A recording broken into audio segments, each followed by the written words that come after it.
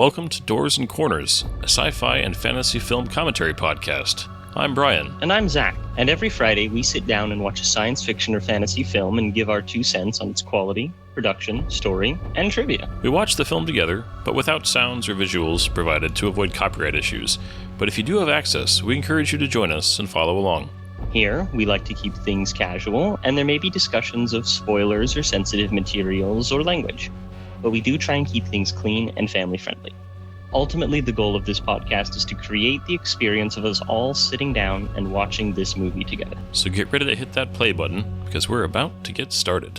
Damn doors and corners, that's where they get you. Welcome back to Doors and Corners. I'm Brian. I'm Zach. And tonight we have a real treat. We have a special film to me and Zach. The more recent sci-fi film, Arrival. Arrival. Brian, I think of, certain movies, okay? I think of things like Metropolis from 1927 and 1951, The Day the Earth Stood Still, 1957, Forbidden Planet, 2001: A Space Odyssey. I can't remember what year that came out. It was like 72 or 73, I think. I thought it was the 60s, but was it? That's beside the point. Enough before Star Wars to be the one comparison that existed. Right?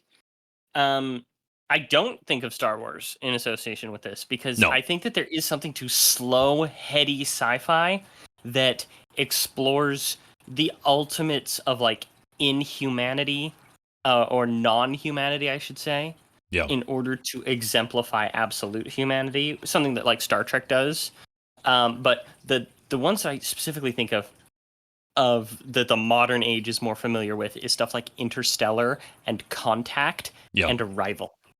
There are others out there that are less associated with it, things like Solaris, both 1973 and 2003, or 2002, as well as many others, Moon from 2009, that just aren't remembered as much, where Contact... I still see things about Contact in today's world, though less so than things like Interstellar. And I think Arrival deserves its place among those great science fictions. Because this is truly, I would rate this movie a 10 out of 10 masterpiece. Even the piece of it that I once thought was a flaw is actually not a flaw, but a whole part of the story and why it fits together the way that it does. Yeah. No, I love this movie. It's a movie that I have to be in the right headspace to sit down and watch, because it's a movie to me that it demands your attention. You need to be paying attention to it when you watch it. I would have no interest in watching this movie casually while I'm also doing other things. It's not that kind of movie. And when you bring up Contact, I love, cause I think there's threads to this. It's actually I watched a video that pointed this out, and I'm like, that's probably true. That one of the landing spots is where the backup ship was built in Contact in Japan. And I wonder if that's a little Hokkaido. Yeah, just a little wink. Do you think? Do you then think that there's also a wink to another particularly prominent science fiction when it comes to the landing spot of the major one? Oh, Montana. Yeah, Montana. I would love it if it was, because that's where First Contact happened with Cochrane in First Contact. That's right. Is correct. That was just outside of Billings, Montana, April 5th, 2163. No, 2063. 2063. Yeah, because it was still the 21st century when First Contact happened in the alternate future. But yeah, this is, I talked about this. The closest movie we've watched like this so far, we were talking a little bit before we started recording, is Star Trek: The Motion Picture. And as much as I adore that... Hey, my counterpoint was The Day the Earth Stood Still. I would like that noted. I apologize, my friend. Yes, The Day the Earth Stood Still and Star Trek: The Motion Picture. Although this is I love Star Trek with my heart. It is in my soul. But this is a better film by far. The Day the Earth Stood Still, I feel like you can't even compare. Once you get to that era, saying it's a better film is you're Oh, no, no, no. I'm not You know what I saying mean? it's a better film. Oh no, I no, was I know you're not comparing the saying two. I that. think that Arrival is best compared to The Day the Earth Stood Still than the motion picture It because is. The Day the Earth Stood Still is interesting to watch. Yes, you are right. But it's like you As a said. Star Trek lover, Oh, I just I know I have a weird love for motion picture, but it absolutely is flawed. But about this movie, I agree. I love Star Wars. I love Fifth Element, which is coming soon. Mhm. Fun, exciting action sci-fi. Starship Troopers and RoboCop, and I mean just all that. I love that stuff. But there is something special, truly special when science fiction calms down and uses its fantastical setting to explore humanity, to explore really deep, fundamental questions about humanity. And the so what's interesting to me is that this movie, I first and even second viewing, I thought that there were one or two plot holes, and I kind of thought like, oh no, there's a paradox, and it's like, no, I didn't understand it well enough. There is not, Mhm. and I will argue tooth and tooth and nail with anybody who says there's a paradox in this film. Because I'm like, no, if you think it's a paradox, it's because you are still not accepting the world this movie is telling you is real. And when you take sci-fi, that's your Mhm. job. Your job is to accept the world as they've presented it, because that's the whole point of sci-fi. You can create the rules, the setting, the creatures, whatever you want, in order to explore the idea the way that you want to as a writer and as a storyteller. And this film does that in a wonderful way, while also just being beautiful. And I mean, you could pause this movie at almost any moment and print it, and it's a poster. I mean, there's a lot of Denis Villeneuve movies that can do that. Uh-huh. He Uh-huh. is he's so amazing. I know that a lot of credit needs to go to his cinematographers, who are amazing also. But it's just something that the combination of the beauty, the pacing, the themes, it just touches me. And Contact did the same thing, and Star Trek at its best is, I love the action Star Trek, but I still prefer the thinking Star Trek. And you go back to Day of the Earth is Still, and it is like it's so. I mean, Day of the Earth is Still is very kind of on the nose about literally just ask the question at the end of the movie, but it was also the first real attempt to do that, and it was still so good that you give it all the credit for, like, you kind of broke that door open, and then it's been iterated on, and it's been an inspiration, and so it deserves all the credit it gets for still being good and for kind of getting the ball rolling, so to speak, on the big screen. And I love it, and I'm looking forward to this movie so much. I'm gonna let you talk for a little bit because I've been ranting, but I love this movie. There might be little flaws, and I don't care. You say there might be little flaws, but I mean, honestly, I can't even really think of them. And it's okay to rant. You might have noticed that I ranted quite a bit at the beginning, and that definitely wasn't a subtle cover so that Brian can finish eating his dinner. Um, Go for it. but in this, I actually had the very same experience, and I'm kind of wondering if maybe we spoke to the same person who loved this movie in all of its ways, except that it had just this giant glaring plot hole and paradox. And he was so insistent on that, and I was younger, so much younger than today. Um, and I was just like, oh, you know what? He's right. There is a little bit of a plot hole and paradox to it, isn't there? Before I really understood what the movie was doing. Now, we're going to be straight up here and spoil the movie because it's almost impossible to talk about this movie in full without spoiling it up front. So there are going to be spoilers real soon here. In like 1, 2, 3, 4. The entire movie is just a circle. The entire thing revolves around being circular, no pun intended. And it's so it's not a paradox as it is that this is a world that functions in an absolute determinism. And it's so funny that you brought up that idea of how science fiction allows us to explore these concepts and in a way that other things can't. Even like fantasy, as interesting as fantasy can be, that type of mythological, fantastical storytelling isn't really able to explore those same concepts to the same lengths as science fiction. And the reason why I think that it's hilarious that you brought that up is that I think I found one of my new favorite quotes from the author of the short story that this movie is based on. It's based on the short story, The Story of Your Life, by a Taiwan American by the name of Ted Chiang, or Chiang. It's Chiang. And he has this quote when asked about science fiction. He has said that one of his reasons that writing science fiction interests him is it allows him to take a philosophical question and make it storyable. Mm. So, in something being storyable like that, we're able to take these concepts and show them and give them light, even if there's a certain absurdity to it, and that could never happen, or that's so outlandish, but we can sort of get it working that way, you know? Yeah. I do think I lost a little bit of my train of thought at the end. No, you're fine. It's I love that. That's a great quote. I haven't heard that before, and it's I do think science fiction is more so than almost any other. I mean, fantasy is definitely up there also, but it is very important to accept the world science fiction builds.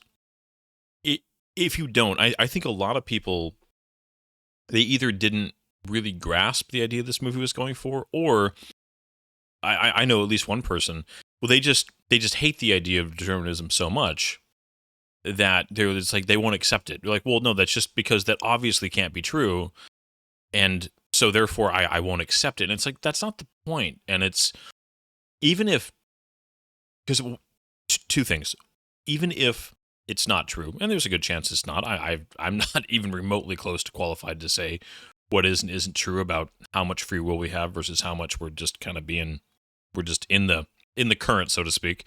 But the points about life are still applicable, and you owe it to the author of something like this to take their world. They built the world and asked you to come and check it out.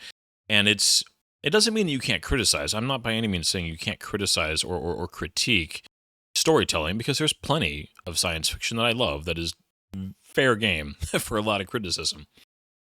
But if it does its job well of saying this is how this works, and I'm going to tell the story within the context of the rules and the boundaries that I've put in place, or I've established that this is a law of physics that's been discovered, or a law of whatever. I mean, in this movie, it's we are discovering this is how time works.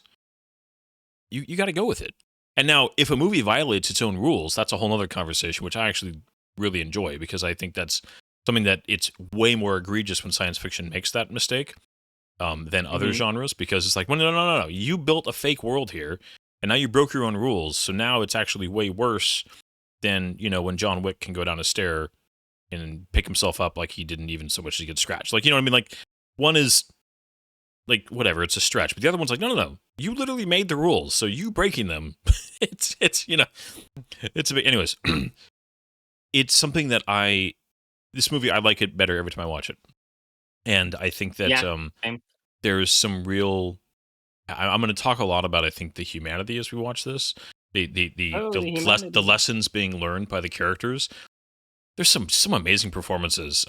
Amy Adams is just fantastic. And I really I think Jeremy Renner's performance is so much more kind of subtle, but he's just another fantastic. Last week we watched him in Avengers. And here we are in a very different film, where it's just, still sci-fi, but, this is very different than the MCU. And Forrest Whitaker is Renner week too.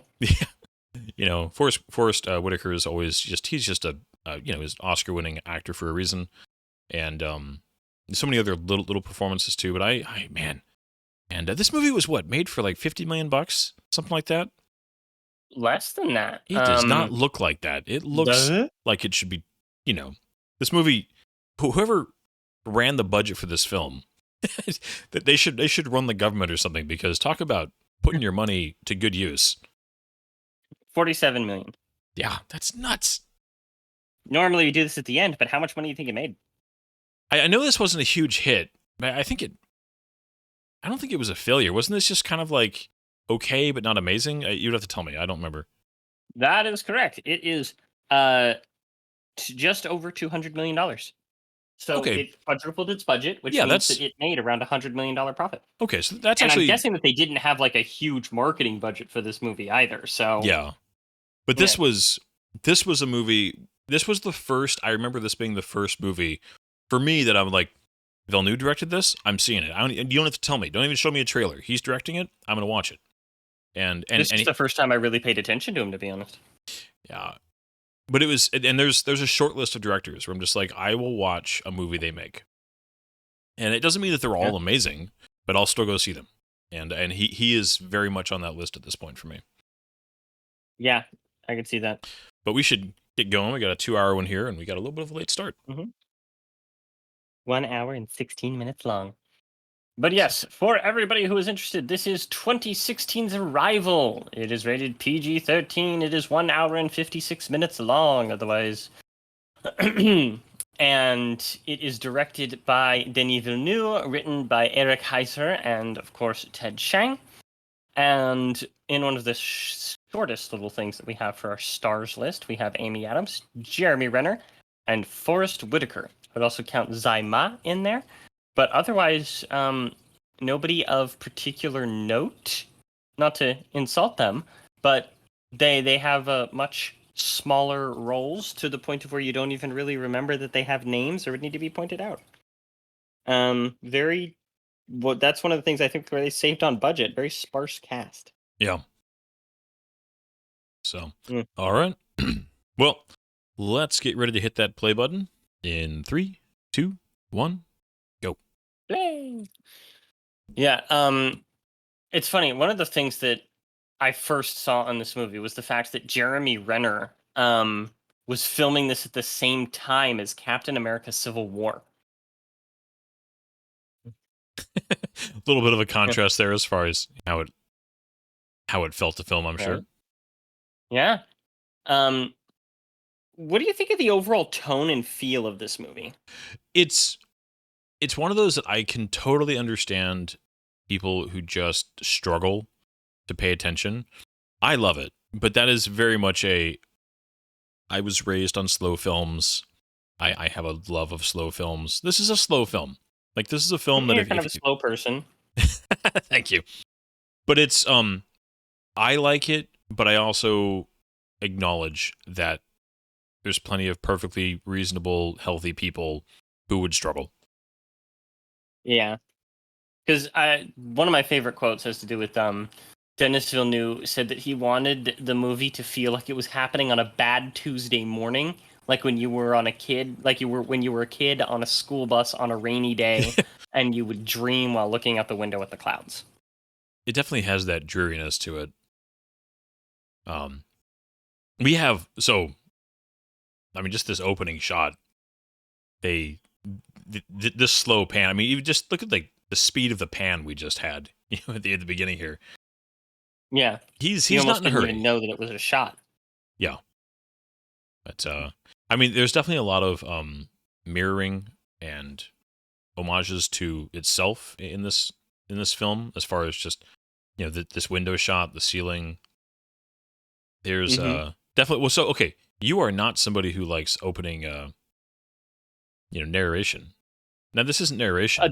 This is different. This is very different. Okay. Because there's different. Because I don't like opening narration specifically in like superhero movies or like sci-fi fantasy action movies. Because this is a narration done right. This isn't telling you about the world. This isn't giving you context. This isn't explaining the grand adventure. This is just a person just kind of talking. So you know that this is the type of movie it's going to be. Yeah.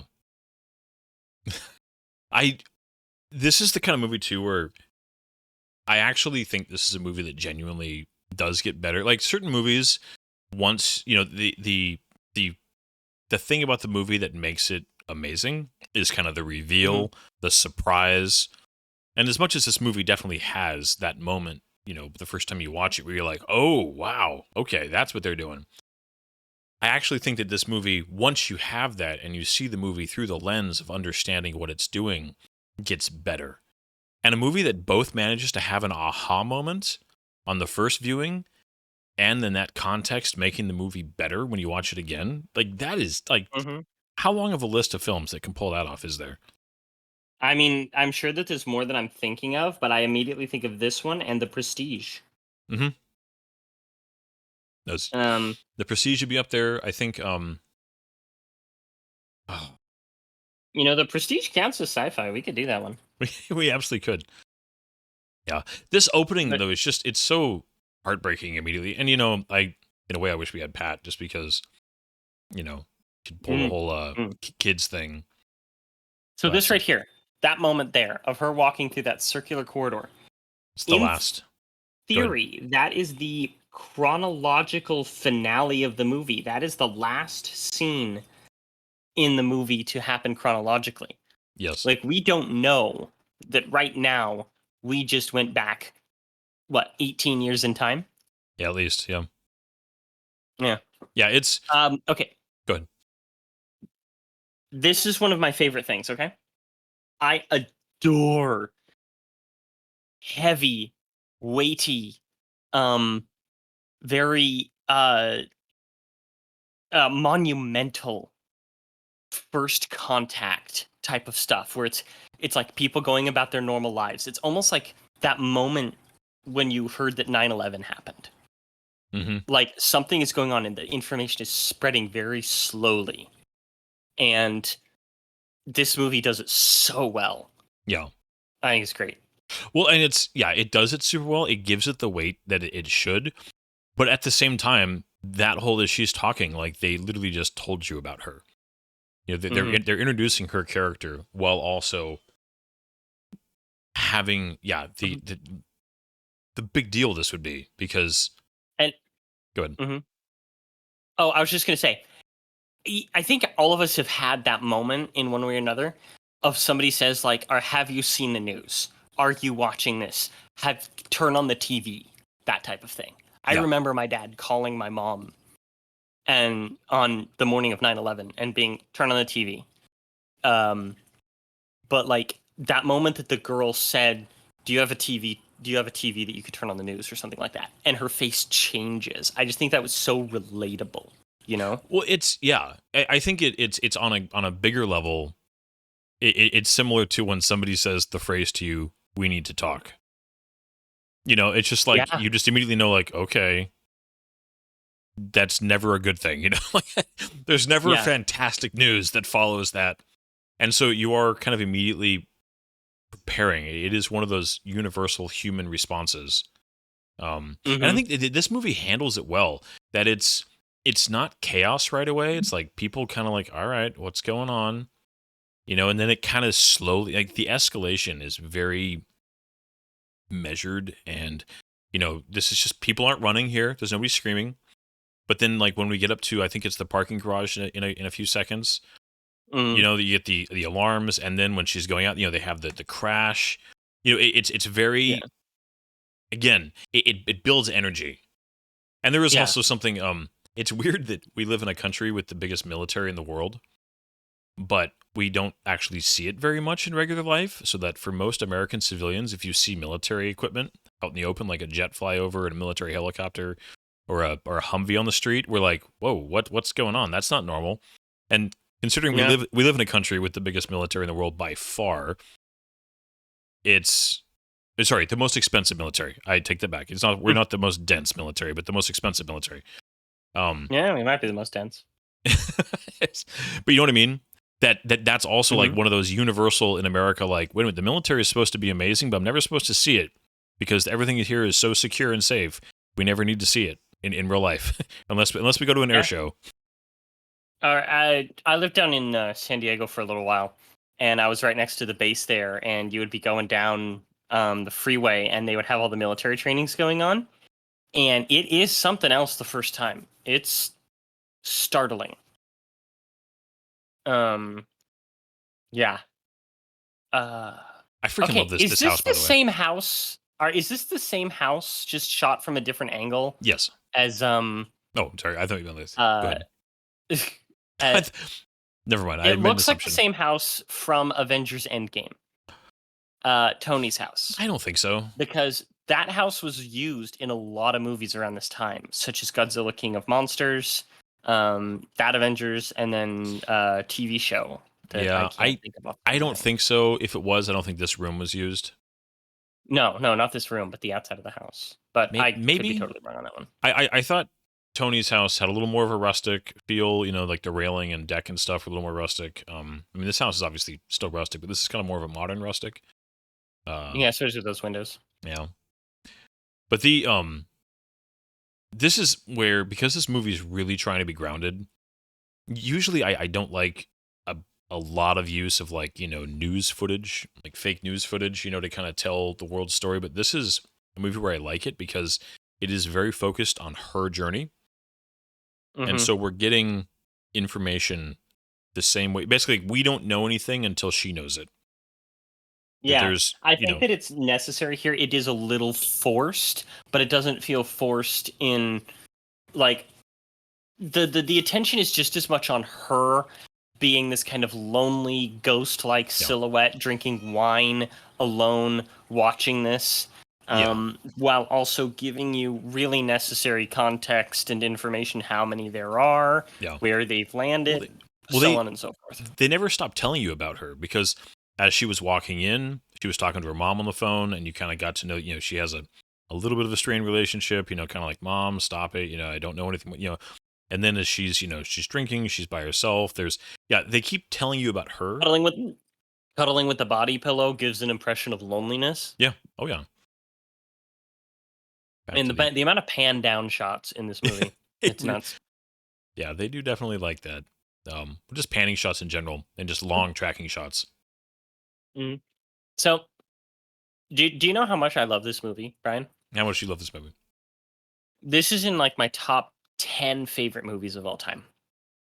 Really? And it's starring Amy Adams. Because you're not her biggest fan. I hate Amy Adams. It's not her as a person. I don't know what she's like as a person. She annoys me as an actress. Even in things where I can undeniably say, oh, she's really good in that role, such as Enchanted. But everything I've seen her in, something about her acting bothers me. It might be because my mom always said that my oldest sister looks so much like Amy Adams and sounds like her, which that's a whole different thing. But maybe I just associate her with my oldest sister, who I love, but we know each other. We're siblings. But I think it might have been her performance as Lois Lane. I didn't like her as Lois Lane. I didn't. Yeah. Well, I have lots of issues with those movies, but yeah, I didn't love her in those movies either. The introduction here of Forest Whitaker's character, the Colonel, and he just said his name and I already forgot it. I do appreciate just the quick little practical, the idea that like she already had clearance, so like it makes sense. Mm-hmm. A very easy way to make her the target. Yeah. As it were. But that she's not the only, it's like, oh, we have other options, but we'd rather have you. And I also appreciate that this isn't Forest Whitaker doesn't play this military leader as kind of the, I'm just going to take you and you have to deal with it. Like it's a little more subtle. It's less, kind of cliche than your normal, like, I'm putting you on a like with Jennifer Connelly's character in the remake of Day of the Ocean Still, where it's like, no, we're just putting you on a helicopter, basically abducting you guys. That even in a situation like this, there would still be a little bit of anyways. Yeah, I do actually kind of like that though. You like that? Kind of like that. I love that kind of intensity. This movie wouldn't have worked with that level of intensity, though it does kind of do it later. Yeah.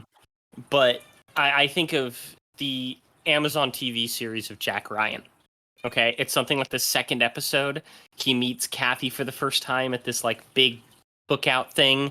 And he's just like, oh, I don't do much and all that stuff. And then a helicopter shows up, lands in the middle of the party just to grab him. Like, I love that kind of stuff. Of them just like, nope, let's go. Doesn't matter if you're busy.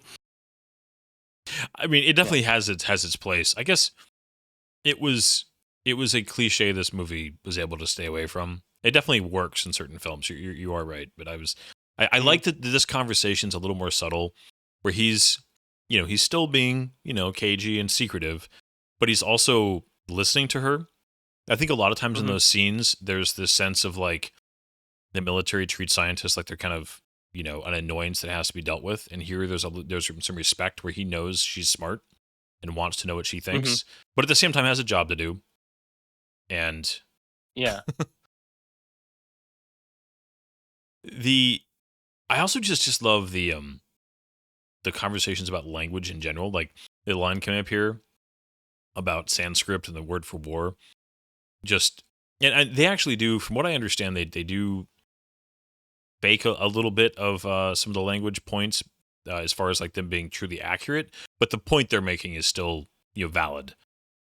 And the importance of language. I was talking about it with my daughter because I was thinking about this movie all week as I was getting ready for this. Yeah. And just if language doesn't work, like the ripple effects of how much that screws up everything. And it's like you kind of just take it for granted. And I like that this movie does really do bring that up a little bit of like, and even the subtly like, it's still to this day divides the world to a certain extent where people that speak the same language tend to get along a little bit easier. It's a very simple human thing. And even in this day of translations and understanding and more technology and information we've ever had before, it still is kind of there in that it's one of the most fundamental ways we feel like we can connect with somebody or feel like we have something in common. It's a core concept for humanity to the point of where one of the oldest and most revered stories in human history revolves around dividing human beings by language in the form of the biblical tale of the Tower of Babel.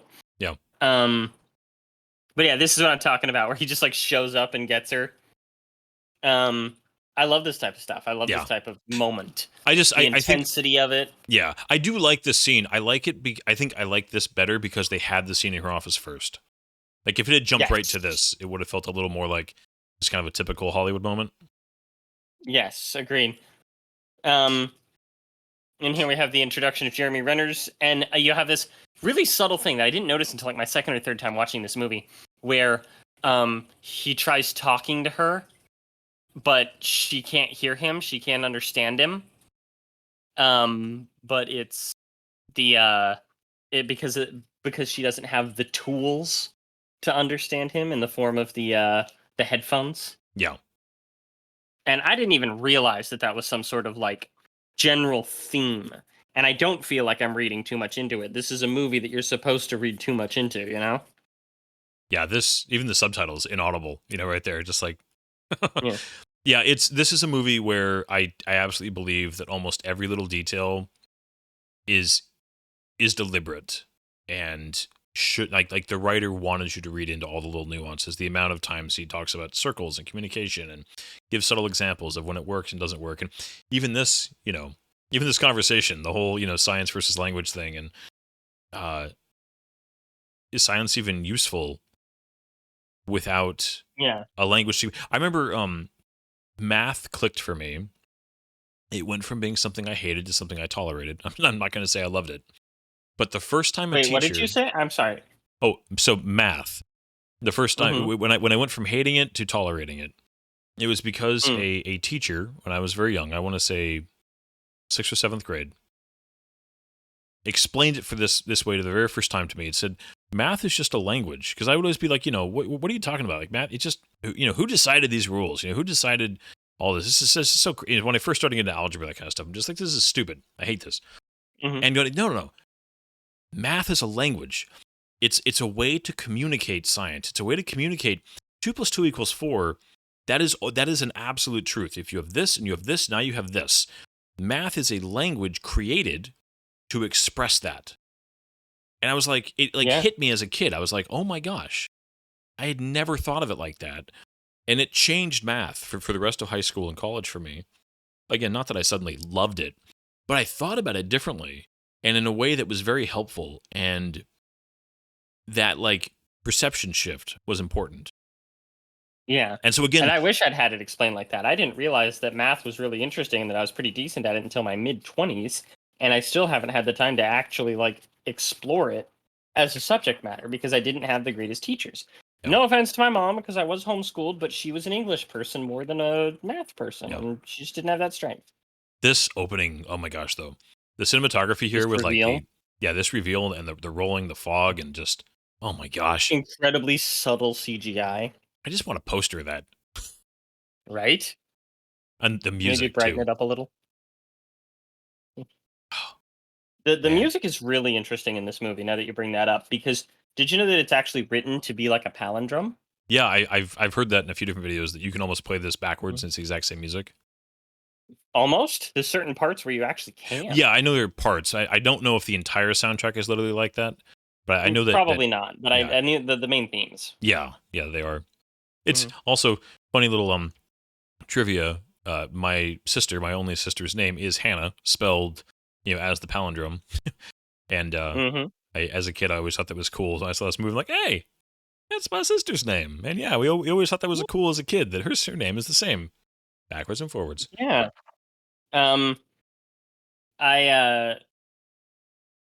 I forgot what I was gonna say. Sorry, I just love looking at this. This is the movie that, like, my dad was talking about Sicario when it was first announced that Villeneuve was going to be helming Dune, but this was the movie that I'm sitting there like, oh yeah, this is the Dune guy. Yeah. Are you? Yeah. See, for me, it was this, and we've never. I'm not sure if we talked about it. Are you a fan of Blade Runner 2049? To an extent, I thought it was overly long and pretentious, and a little bit like. I know that it's supposed to be a future of objectification, so I get using it as a tool, but it felt a little gross in its sexuality. There was definitely some moments. A little But porny. Yeah. But like But at the same time, Ana de cinematography of that Armas, film. I mean, beautiful. Yeah, but to say like just his ability to like show you the world. Yeah, this and And that even were an the ugly ones. world. Yeah, it was the combination of those two movies on a sci-fi level that I'm like, he is going to make Dune look the way that Dune always should have looked. He's going to make Yeah. that desert be a character. I'm just not a fan of Zendaya. That's I have fine. problems. Anyways, I also appreciate that this is they actually made the camp without like the protesters right there, even though obviously there are people in this camp that cause trouble later. It's a little more realistic. The idea of like, no, you keep the crowds far away. They're not within visual range of this camp. No. This doctor is so chill. He has a very small role, but he's just like whatever. He pops up a few times. He's pretty memorable. Yeah, but it's been like he plays it well, and you're just an older, seasoned guy that's just like, all right, let's just get this done. I do appreciate that you have a mixture of people who would, because this is true, you have people who would be handling this really well, and people who would not be handling this well. Right? The existential crises that would come from this. But I also love, too, that so much of the problems, and again, I think this is all part of the themes of this film, so many of the problems that prop up, even in this camp, come from secrets, come from trying to compartmentalize information and not share things. And that's where almost every major, crisis or problem comes from in this movie is when people stop talking. That's when things get worse, almost without exception. Yeah. No, this movie is all about that communication. It's funny. It takes this really interesting science fiction concept that I didn't even apply it to science fiction when I was younger and was learning about it, which is kind of a bummer. I wish that I had been smart enough to do that. But there's this thing about learning languages, okay? When you learn a language, how you speak in that language isn't going to be the same as how you speak in your native language. There was this girl I worked with. I worked with this company for a little while called the Global Recordings Network, which translated religious stuff like the Bible and sermons and things into various rare languages. And I was working with this girl by the name of Zabanda, Zizi. And Zizi was like my college big sister. And she was from Iran, and she spoke all kinds of dialects from that area. And in her native language, she sounded almost like a lawyer. She was this very professional, clipped thing, but as in speaking English, she was almost more like childish. She was giggly. She was girly, and very innocent sounding. And part of that is because when you're speaking a different language, you're accessing different parts of your brain, and some people will be more confident speaking a different language. Some people will be more assertive or more demure when speaking a different language because of how it interacts with the areas of your brain. And so to learn a new language that is from an alien race, how could that change your brain? And how would that change your personality? I mean, and this movie, that's part of this movie, and I love it. Yeah, it's a huge part of this movie. Yeah. Mm-hmm. It's...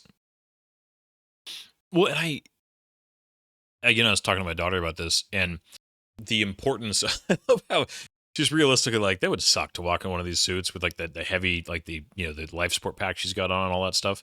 But talking to my daughter again about how much language influences how we think and perceive.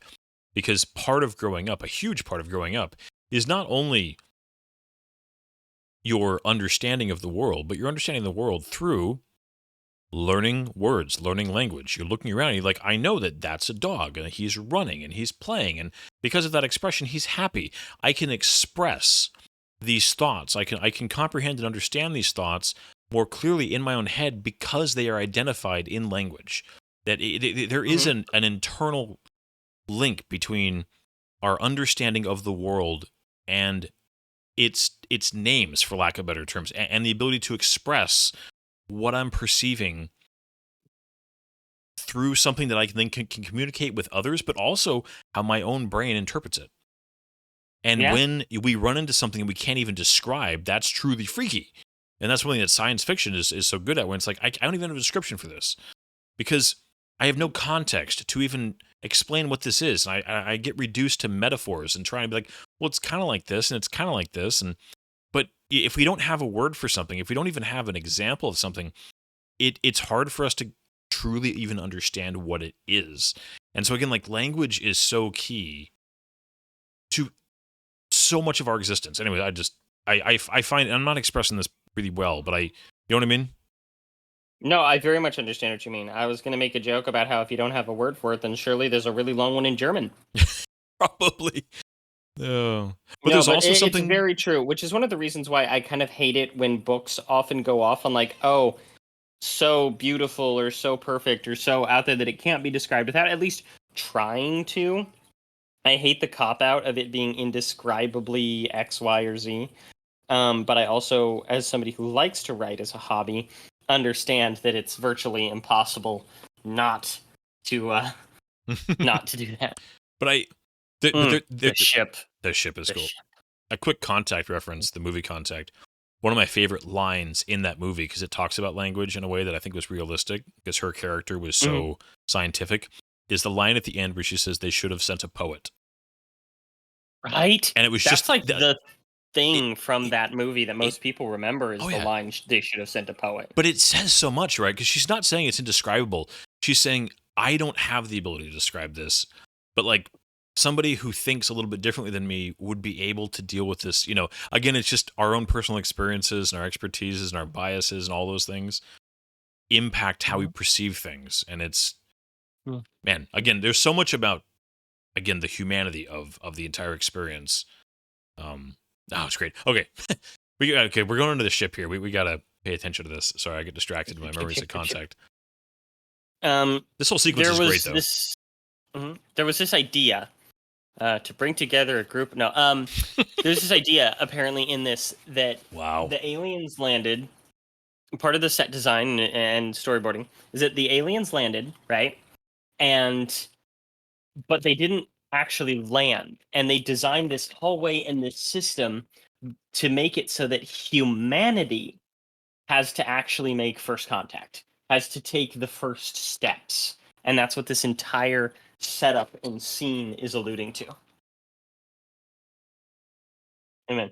Yeah. I love this. This is a cool detail also if you watch the little things on their arm during this sequence. Yeah. As gravity's being messed with. This would be trippy as heck. I mean, that just happened. I think that was in the trailer, but it's a good line.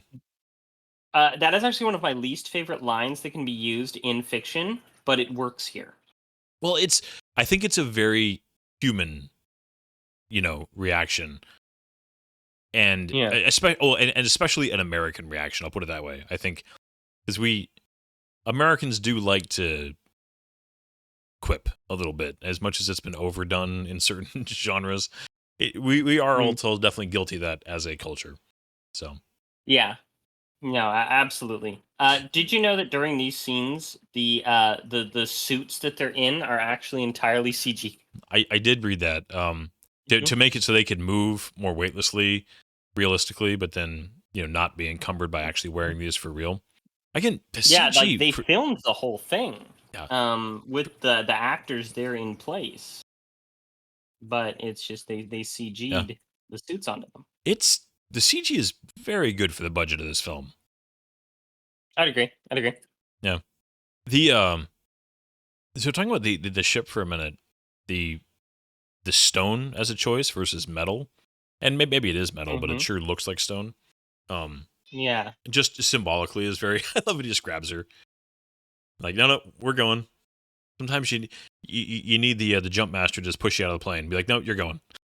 You'll be fine. Right. Trust me. You got a ripcord, but just the subtle implications of this poor guy of it being stone versus something more malleable. Yeah. Just the figurative implications of. I also love too. Well, I also just. I like that Jeremy Renner is the one so who was a little bit like he's not the hero in a way. Like he's capable. He's not like made fun of, but it's just a fun little detail to have him be the guy that struggles a little bit. Yeah. But I like the idea of the stone thing, especially because it's also a show off of their technology. Because what we're looking at here is also the fact that this is not a people who need to worry about mass and lightweight stuff, Yeah. They can just make a ship out of stone and get it to fly. Like, we are so far away from any type of technology like that. Yeah. There's this is the level of technology where it's indistinguishable from magic, where it's just it's at a level that we can't even wrap our minds around. Yeah. Nope, we got the upside down again. Again, the music here, just the simple notes. A little bit Hans Zimmer-esque, but I don't mind it. I was literally about to say, it reminds me of Dune a lot, but it's a completely different composer. And given that, as much as I love Hans Zimmer, I was actually very disappointed in the music for Dune because I found it so kind of bland. I kind of wish that they had gotten somebody like this guy whose name is like Jorgensen, I think. I'm pronouncing it wrong. I know. I apologize, sir. Yeah. Was it Johan Johansson? Do you love the canary? A little detail. Mm-hmm. Yes, for those of you who are unfamiliar, miners here on Earth would use canaries. They would bring them into mine shafts. And if given that canaries breathed faster than humans, if a canary died, that meant that it was unsafe for a human to die. I mean, for a human to breathe, and they would get out of there before the human could die because the canary would die. Yep. Thank you for your service, all you little canaries out there. Yep. Poor little birds. The unsung canary heroes. I do appreciate that they give the other soldier enough screen time that it's not out of the blue, but they also, I feel like they don't overdo it too hard. I mean, if you're paying attention, it's definitely telegraphed a little bit, that something's going to happen with him. But I think that they should have made him a little bit more physically distinct. I think they should have given him like a really specific physical marker that you're like, yes, that guy. Mm. Kind of like how they got what's his face in Contact, the little holy man who ends up blowing himself up, because he's very very distinct face. He's the son of that one actor, Nick Nolte. No, not Nick Nolte. Mm. Anyway, he's got very distinct face, big teeth. Yeah, although I feel like in a way having him just be a very normal looking soldier makes it more relatable that he's somebody who he's just a soldier. He's not just a scared guy. It's interesting that, Yeah. they give you so little at the beginning there. That literally it's like just a little bit of you finally get to see the aliens, and then boom, nope, we're back to talk about it. Right? It does make them a little bit more mysterious, and it gives weight to their reactions a little bit, I guess. Yeah, and I do love this. Just these actors, they really that they give you the time to like. You would need to process this. You would need to like, Yeah. kind of just deal with the reality of like that just happened. I mean, like to give a physical manifestation to what he said, like, yo, that just happened. Like, no, he came back. No, that did just happen. And that was intense. Yeah, dude. I would love to, I don't know if I actually would love to, but the idea of being one of the only people on the planet to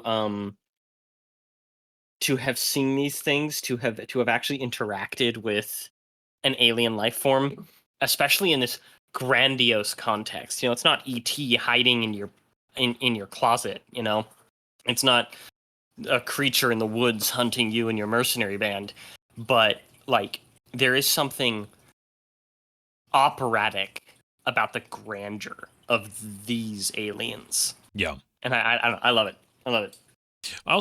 I enjoy that so obviously spoken language is huge, and people have been making auditory noises at each other, as I'm guessing as far back as you can go. But Bunga bunga. but the idea that they didn't immediately think we need to go to written, because that would be something more tangible to start to I appreciate the little detail of like, yeah, of course they're just trying to talk and they're just listening and they're trying to understand, but it's like, man, without context, without pointing to something and identifying that's what this noise symbolizes, it'd be very, very difficult. That you need the combination. Yeah. You need context and then a very distinct, this is what this means. Because you got to narrow it down. You got to narrow it down to such a basic, and I love later on her little whiteboard where she's like, the simple sentence is so complicated if you understand what you're asking. Like all the things you need to have established to get to this one concept. And then it's, I appreciate that they don't immediately jump to written. They kind of make it, because you would. The first instinct of a human being would be, let's just talk. Let's just try, like, I'm going to just make noises at you, which is all it would sound like. I mean, I don't mean this to sound disrespectful to any race, but there are some languages, like the whiteboard that she grabs it. There are languages spoken that to me are just noise. And I don't mean that in any arrogant way. Like because I don't know the language, because I have no context for what the noises mean. And I'm sure. Yeah. Because like our own experiences, right, will be able to, like Germanic and Latin based languages, we have a little bit of that enough in us that we're able to be like, I think that they just mentioned the bathroom or something. Whereas, a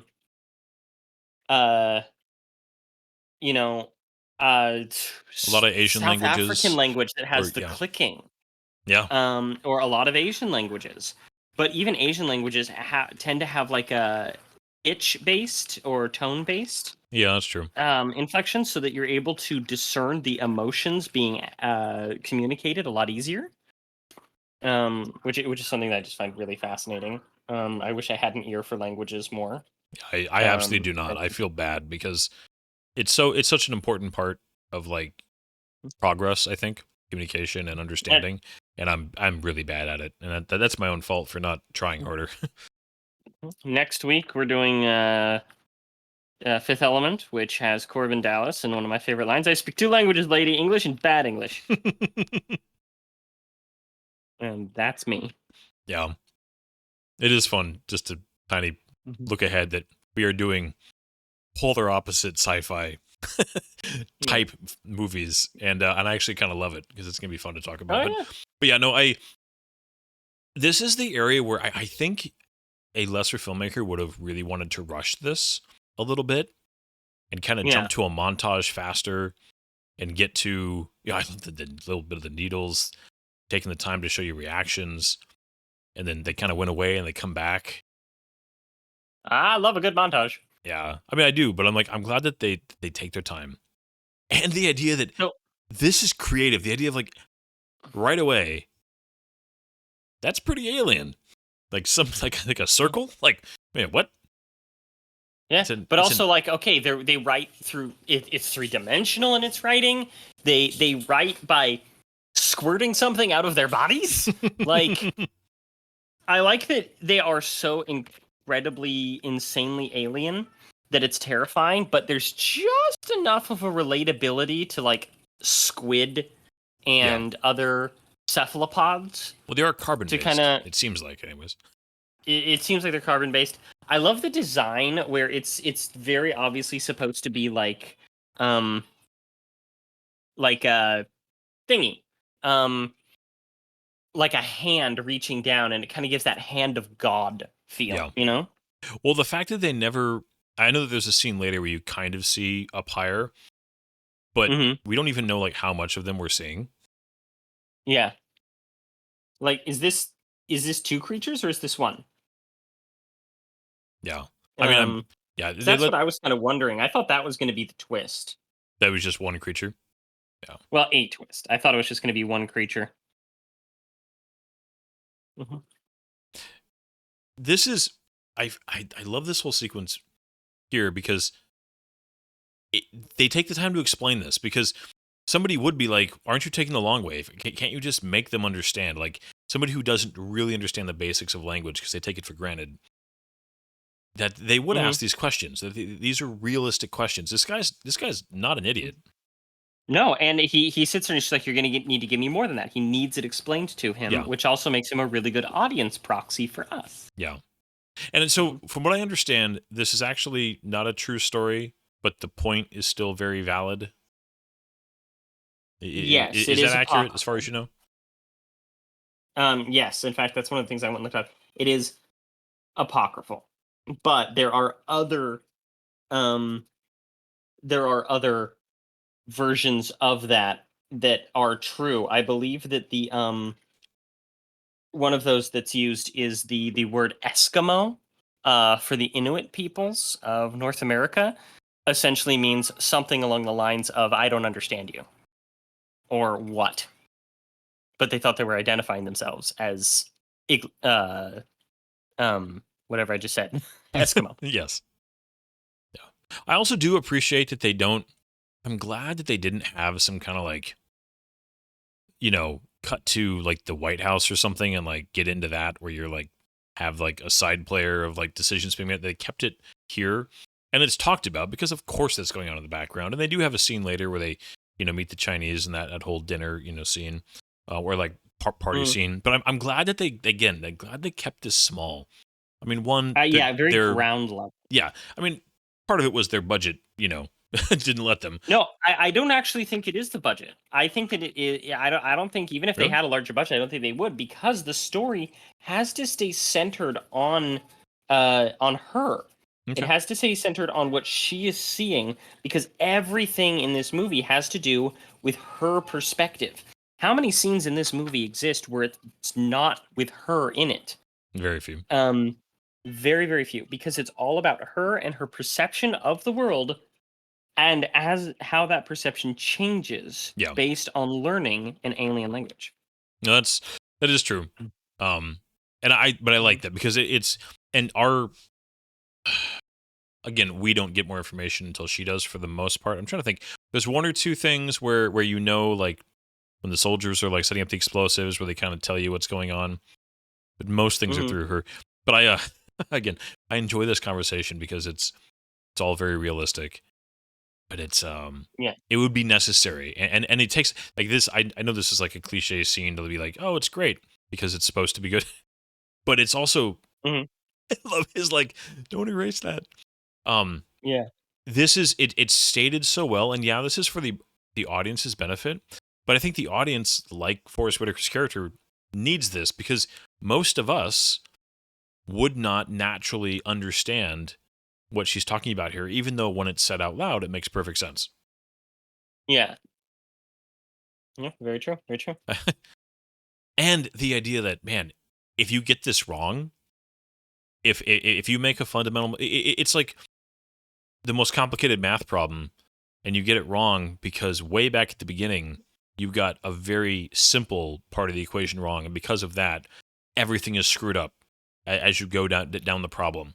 That these fundamentals have to be, you can't jump to algebra before you understand basic arithmetic, and you cannot jump to concepts like purpose and place without knowing what the words even mean. Yeah, yeah. Um, it's so hard for people to learn new languages. Like the really disconnected ones. You drop somebody who speaks English into only speaks English into somewhere where they speak like pure Japanese and nobody speaks English. It took a really long time for them to be able to. There's a number of accounts. I don't have all the information immediately at my fingertips. I'm going based off of my memory, but it takes a really long time for them to really be able to learn and understand the language, like Last Samurai style. Yeah. I like this. See, because so she does her name here, but because the first time she's the whiteboard, it was human, right? Here it's Louise, but realizing that two things. One, a name doesn't mean anything unless you have somebody else to show, even though we're both the same species, this is a different word. So it has something specific to do with me individually. And then the idea that, like, we got to get our suits off because in these suits, we have no idea how much they can even tell who's distinct, right? Because it masks a lot of our individualities. Anyways, there's some subtle stuff here that I think is just really smart and well written and well shot. That it is realistic again as to these decisions are not crazy. They do make sense for Anyways. Yeah, and after a while, I think that it would be. I think that putting on those suits and having those suits on the whole time would just be kind of useless. Yeah. Like, I don't know. I think that they need this type of thing to happen. Yeah. To be more relatable. Yeah, this is both, I mean, for the audience's benefit. I also think human beings adapt remarkably quickly as far as just like mentally. And you would have the first person who'd be like, you know what, I'm going to go for it. I'm going to give this a shot. And then I'm going to become more used to this situation. Basically, you either like can't deal with it quickly or you become used to it. There's not a lot of middle ground in human beings. It's interesting how that works. And I mean, the movie also needed it. Doesn't deal with things that easily. I adapt very quickly. Yeah. It's just the way it goes, And I love when we get closer here. You get the detail in their skin again. It's just good CG. Okay, is it weird that it looks sort of like you're staring at a knee, but also a face? No, I think it's very purposeful. I think it's just that the texture it gets in, where it is organic. It is, showing her hand there with like the knuckle and like the skin kind of having that, but then that side of it, seeing the very kind of sea creature there, but then the like rougher exterior. It's a really interesting design, and even like the texture of kind of the soft part versus the tougher exterior part is really sells it as truly biological but alien. Yeah. Do you think they were trying to go a little bit Lovecraftian? Maybe. I mean, I'm sure that they wanted it to be alien, but at the same time, you can identify it, a tiny bit as far as, it looks a little bit like a squid, looks a little bit like skin. Like I can kind of see joints, and there's enough here that I feel like it's not so alien that there's nothing about it that's familiar, but the way it's put together and presented is very alien. Kind of a mixture. Yeah, I feel very. I don't get huge Lovecraft vibes out of it, but I think that there's a little bit of it. I think that was the author's thing as well. But I always feel like I'm looking at somebody's kneecap.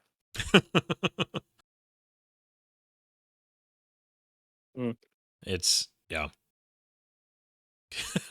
the soldiers like, what is going on? Like, oh gosh, dude, extraordinary circumstances, I love it. And this is where Go ahead. No, I just think that this is great. This is one of my favorite scenes. Does it this is almost the closest this movie gets to jovial in some ways. Yeah. And this is that feeling of discovery that I love seeing in science fiction and in fiction and Star Trek and stuff. Yeah. Where there's like we're there now. We're talking. There's smiles. But there's also an intensity to it and a like, oh my god, this is really happening. Yeah. I love that. I also just I love Alien Contact that's not immediately violent. As much as I am all down for a good Independence Day, let's go, you know, a battle Los Angeles. There is something truly special about imagining an alien contact that's not violent, because there is something to the thought that a race advanced enough to get to us might very well be, you know, past that type of culture. And I mean, it you know, very easily it could be no. There's not a lot of planets with resources like ours, and so that's reason for they to be violent. But there's also just as much validity to the idea that a race advanced enough to travel to us and do this kind of stuff would be well past that culturally. Yeah, or they wouldn't even be worried about it. They'd just be like, okay, if you get out of line and get all uppity, we'll just kill you. Yeah, but they're not here to conquer the planet, you know? Yeah. And I mean, when you get to understanding why they're here, that this really is circular, that they actually they're following, knowing exactly what this is, that this is a step, you know, to where we actually help them later as a species. So this is okay. Interesting that I love that idea. Yeah, but again, the way that time works in this film, it's not a paradox, which I love as you understand that better. I'm glad that they did. If you're paying attention, because again, you really think this is all flashbacks the first time you watch it. But if you're paying attention, you understand that no, she was out of the suit. She's been up there a few times, and her perception, her understanding is because the movie opened with what we know later is a flash forward, but the movie did not make it understood that she's having this vision. This is the first time in the movie is very clearly telling you she's experiencing this right now, and even obviously with this examination afterwards, she's experiencing this for the first time. And she is, but also like it's at this point in the movie, I was still thinking that she was having like PTSD flashbacks. Oh to yeah, her daughter's 100%. death. Yeah, me as well. But this is where I think going to the movie again and understanding what's really happening, and understanding that she's starting to get the first little inklings of influence of learning the language and being exposed to the heptapods is just cool. Yeah, and here we have this one guy with the hair that like swept back. He has the absolute air of a bureaucrat, you know? He does, you're right. Like that's the type of person I'm afraid I'm turning into, you know? Just little paunchy, scruffy suit man who you can just tell at a glance can't do anything physical. But yeah, there we have another little flash to the soldier who you've seen around. Which again, I think that they should have made him a little bit more physically distinct, because he just kind of blends in, especially with this very flat color palette. That's one of the criticisms I have in this movie, even though it's, you know, if you're watching it and paying attention, it's not a big deal. Yeah, But I mean, I it's still think that they should have made him a little bit. that's again where like I get if you take his word for it as far as the vibe he was trying to go for, that very kind of just, you know, muggy, rainy day where everything is a little bit, you know, damp and kind of the moisture in the air is kind of, yeah, if you take it for that's what it's going for, it's very effective. Although I will say the lighting is still good though, like in here, like the way that, you know, she's lit and it's interesting, and there's you know, it's not like she has great overhead lighting in a tent. But even there, like, I mean, she's literally studying the language. She's sitting there analyzing it and having these flashes. So here we get into the first kind of montage, right? And this little narration. Yep. Interesting too that they gave this narration to Jeremy Renner. I think that they really needed to have him be a bigger presence at this point in the movie. Yeah. And also, this is information that I don't think Amy Adams' character, Louise, would really care about. No, she wouldn't care about it or even know it. I love that some of them are just chilling over the ocean. Mm-hmm. This is where, too, like, if you understand, like, what he's saying, that if this was true, it would be so baffling to be like, there's no, Right? other than being able to walk up and see it and touch it, there's no indication it's even there. Like, that is Right? that is staggering from a scientific It's point very of view. kind of fourth dimensional. Yeah. Which borders on surrealism. Um, Trying to figure out all that stuff. Yeah.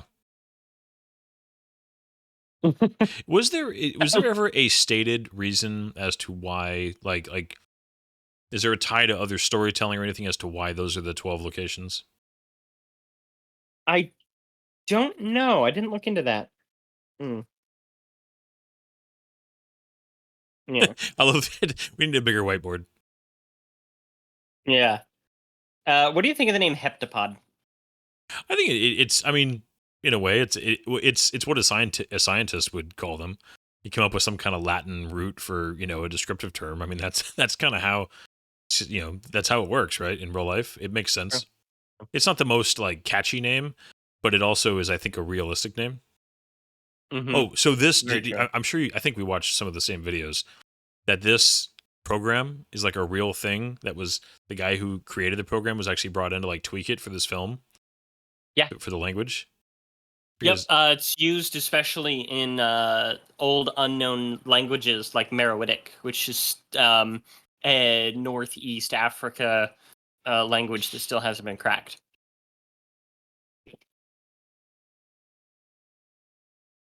no. Good. No, that was Non-linear. pretty much it.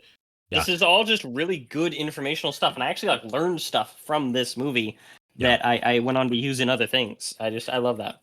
This is I think a lot of movies try to be smart and kind of put on a show of being smart, but if you're really looking at it and understanding it, it's kind of a lot of smoke and mirrors. This is a sci-fi movie Doctor that Who. actually is smart. I really do Yes. think that. I agree. I Very think much that the agree. guys who wrote this really set out to pay attention to the details, to get some things right, to make sure the concepts had some real basis in rational thought and conclusion, and good questions, and not just through the lens of what would be entertaining or what would just get me to where I want to get to. I think a lot of times it's like, this is where I want to get to. These are the kind of characters I want to have. All right, now I've got to create something that'll get me there. And I think this is more of how do we explore an idea through characters and looking at the whole thing. Well, kind of like the language in this movie, that the whole thing from beginning to end is very deliberate. There's not like filler that you just kind of have to put in because you need to get to where you want to go. It's the middle is important also, if that makes sense. Yeah. No, I agree. And I think that's very much what the author intended, because the author has a background in technical writing. Which you might not know this, Brian, but my background is in technical writing. You have told me this, yes. It does this thing to the way that you my area that I studied when it came to technical writing was like contract. And one of the reasons that I absolutely hate it is because of contract. But this guy would write for like tech and science. And so the thing is, you have to remove all of that fat. It's all about this. And everything has to be compartmentalized. Everything has to be clear. Or if it's not clear, it at least needs to be complete. And I think that it's reflected in the way that he writes, and it keeps those details. And it makes them important, Yeah. Yeah. Very sudden. Yeah, that was a hard pivot there. Interesting. I do appreciate that they're telling us day 25 up there in the corner, just so you have some idea of how much time has gone by. Because, I mean, this is a movie I think you could kind of, lose track of how long things have been going on. Just a nice quick little way to let the audience know approximately how long this has been? Mm-hmm. It would be hard, man. Can you imagine? Because human beings are not good at being kind of left in the dark, so to speak. Mm-hmm. To be told like, nope, something crazy is going on. You don't get to know anything else. As a species, we're not good at that. Yeah.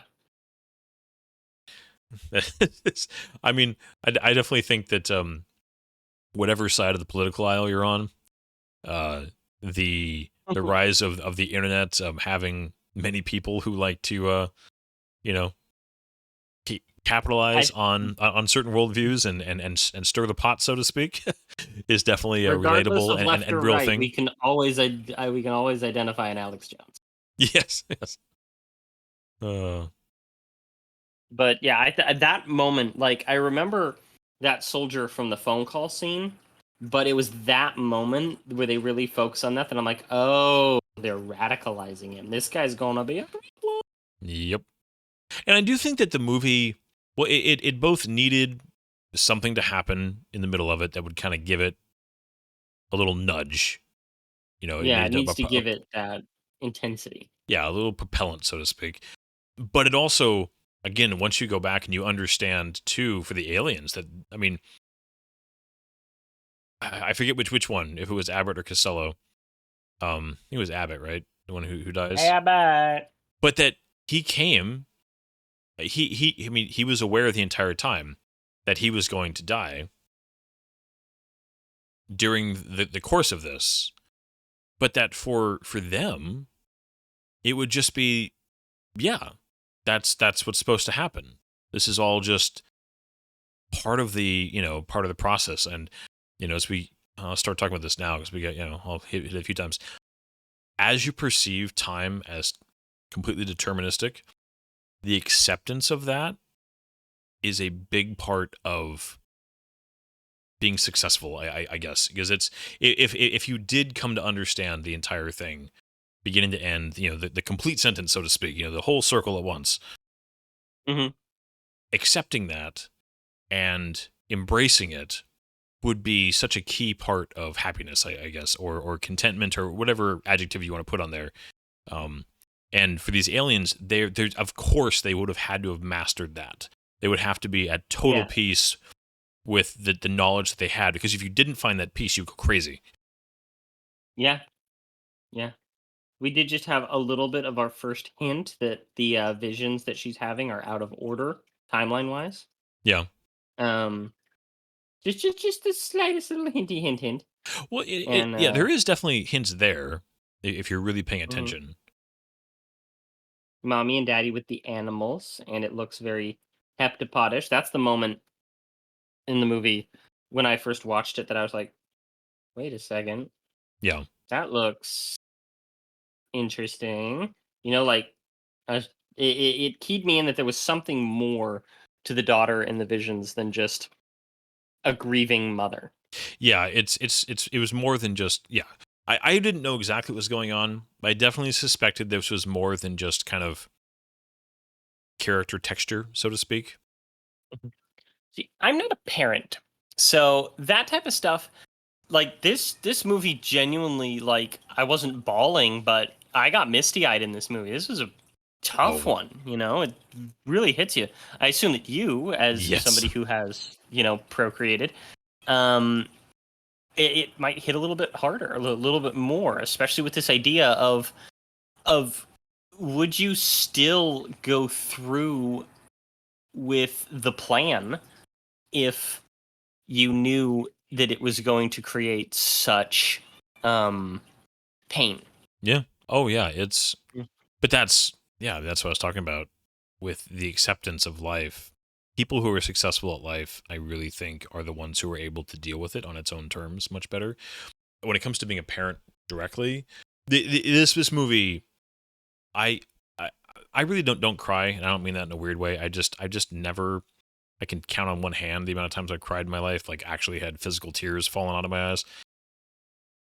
But I am absolutely moved emotionally, and the end of this movie is, it wrecks me. Yeah. my wife has genuine trouble like watching this movie because the end of it just like because she's very much a crier. Yeah. And she is sobbing at the end of this movie most times that she's seen it.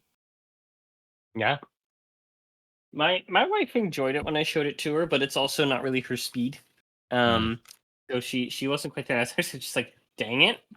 She always cries at movies that I cry that I'll almost cry in, and she's just like, oh, that was neat.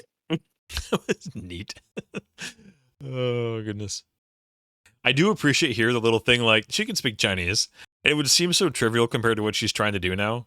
Where she's like, oh yeah, Right? it's just a language. I know this language. Mhm. this is straightforward. It's funny. I just this a little detour in my brain for a second. As a big fan of Stargate, I always enjoyed whenever they would give Daniel Jackson's character a little bit of like language nerd time on screen, and they never went into it even remotely into the depth that this movie's going into it. But it's just a cool angle of just the importance of understanding what things are. I mean, you know, sometimes where he would have to tell Jack O'Neill like, "Hey, this is important. You need me to be able Yeah. to tell you what this is in order for you to be able to make a good decision." And that, Mhm. yeah, this might seem stupid to you or you're impatient with this, but like, trust me, this is important. And as the show goes on in SG1 specifically, the understanding of like, no, you're very important. You and Carter, me being able to make a good decision is very much dependent upon the good information you're going to give me, you know, and that relationship and that team was really cool. And yeah, you know, Daniel Jackson doing some of the lingual stuff. There's quite a few good episodes where that's illustrated. But anyways, Sorry, I want to dig into this. I love this. this conversation is great. I'm sorry I talked over part of it. No. I love this because it would make sense in a way if you're communicating with somebody like that doesn't speak your language. A game like tic-tac-toe would make a lot of sense, you know? Like that's something that you could teach somebody non-verbally. So it's just like, oh, teach them a game. But if you're teaching them a competition, like that's a fascinating idea, and she brings it up as like terrifying. And I don't know, I like it. You need to be careful that you really Yeah. would. I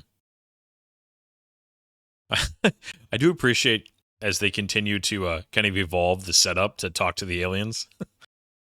Mhm. With the little whiteboard, the big whiteboard, now we got the TV screen. You know, again, it also it makes sense to the audience that this is kind of, you know, we're working towards something here, we're progressing.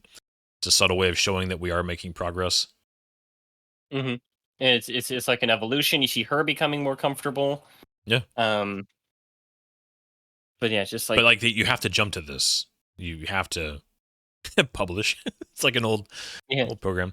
Man, it's like I also love the elephanty and knuckly. yeah the texture of the skin. I do love the subtle Albert and Costello. And this has been noted by many people, so by no means is this my original thought, but just the joke of a comedy routine built entirely out of misunderstanding.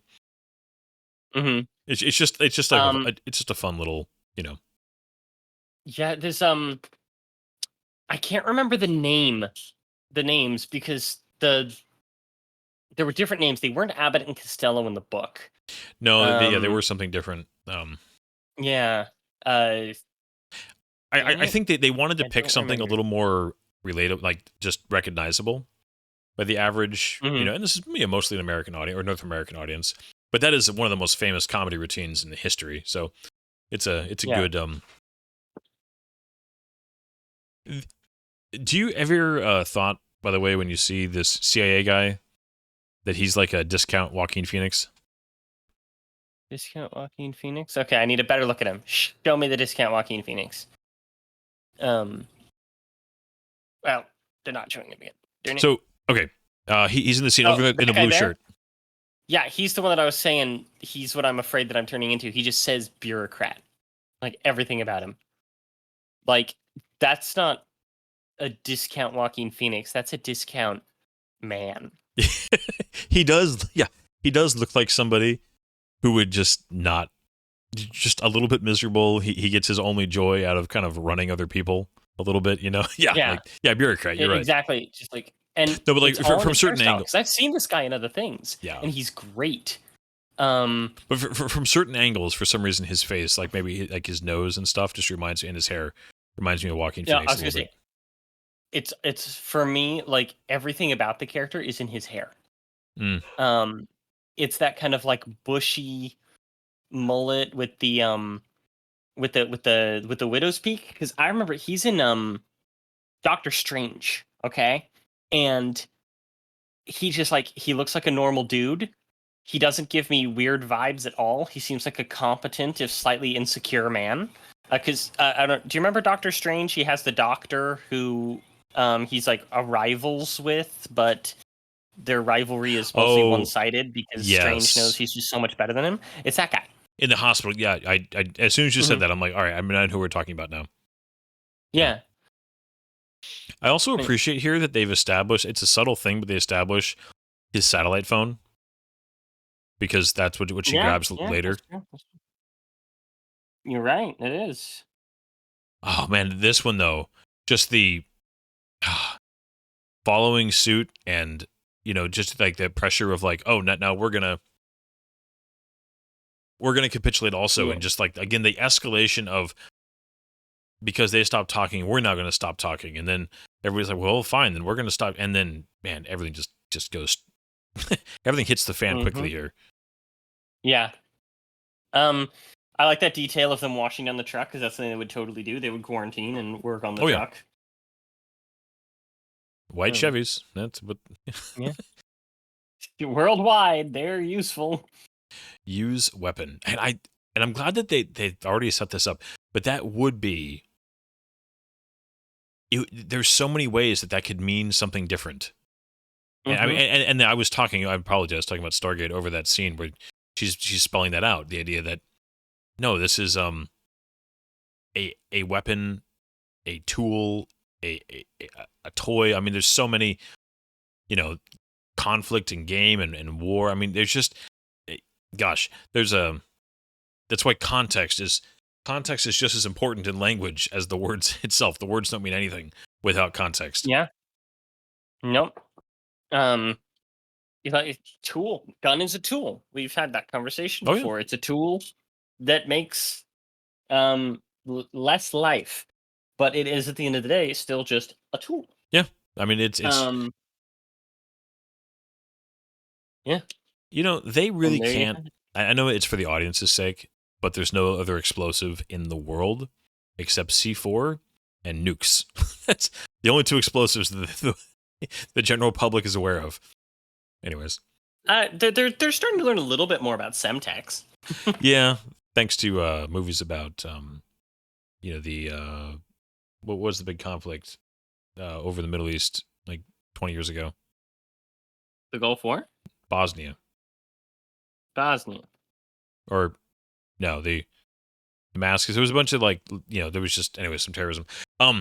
This whole sequence though, I like this because I think this is a sequence that is helped by kind of the audience knowing more all of a sudden, like kind of having that ticking clock there, and there's an urgency here, and then you understand the alien. I think I think that the audience was well aware that we're not going to kill the main character here, but as far as how this is going to work out, and I remember even the first time I saw this thinking, there's no way the aliens wouldn't be aware that an explosive is on their ship. So I was kind of waiting for something to happen, waiting for like, not a solution necessarily, but a reaction by the aliens. Because like, it's the idea that humans would like be able to pull a fast one and bring C4 with a detonator onto their ship and they wouldn't know about it, even on first viewing, was kind of preposterous to me.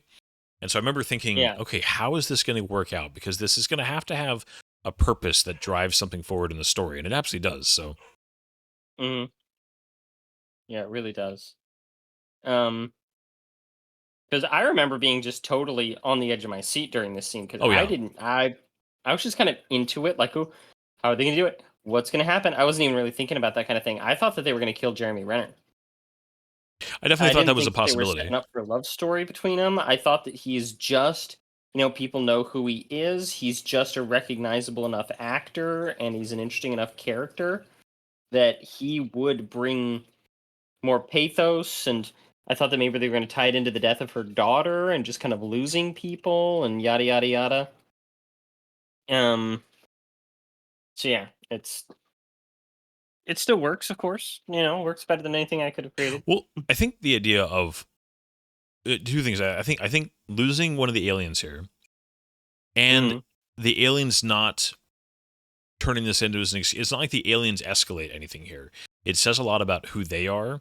That this incident doesn't all of a sudden provoke them to some kind of, again, a lot of movies would have had, some kind of beam, destroy a helicopter or something in retaliation, or defensive measure. I don't know, something, and that, again, this is a scene that I think is even more powerful when you understand what's really happening. Yeah, and also I think that it's also important to show that these beings, these aliens, are mortal. Yes. That these are fallible creatures. They're not gods.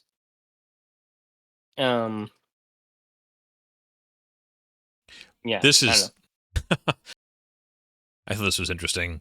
When they do the massive shot of like all like the information, just the information dump here in a second. I thought that was just. I remember immediately thinking it kind of like was the Hubble picture where we like pointed it at like a blank spot in the sky and was like, oh crap, there's actually so much there. Like when you see a couple, but then you zoom in and there's like more and more, and you zoom in, there's more and more, and it just kind of keeps going. Yeah, dude. Although she's okay, this was interesting that she's like manipulating their something. You think that it's actually her, or are they just kind of working with her? Are they like kind of?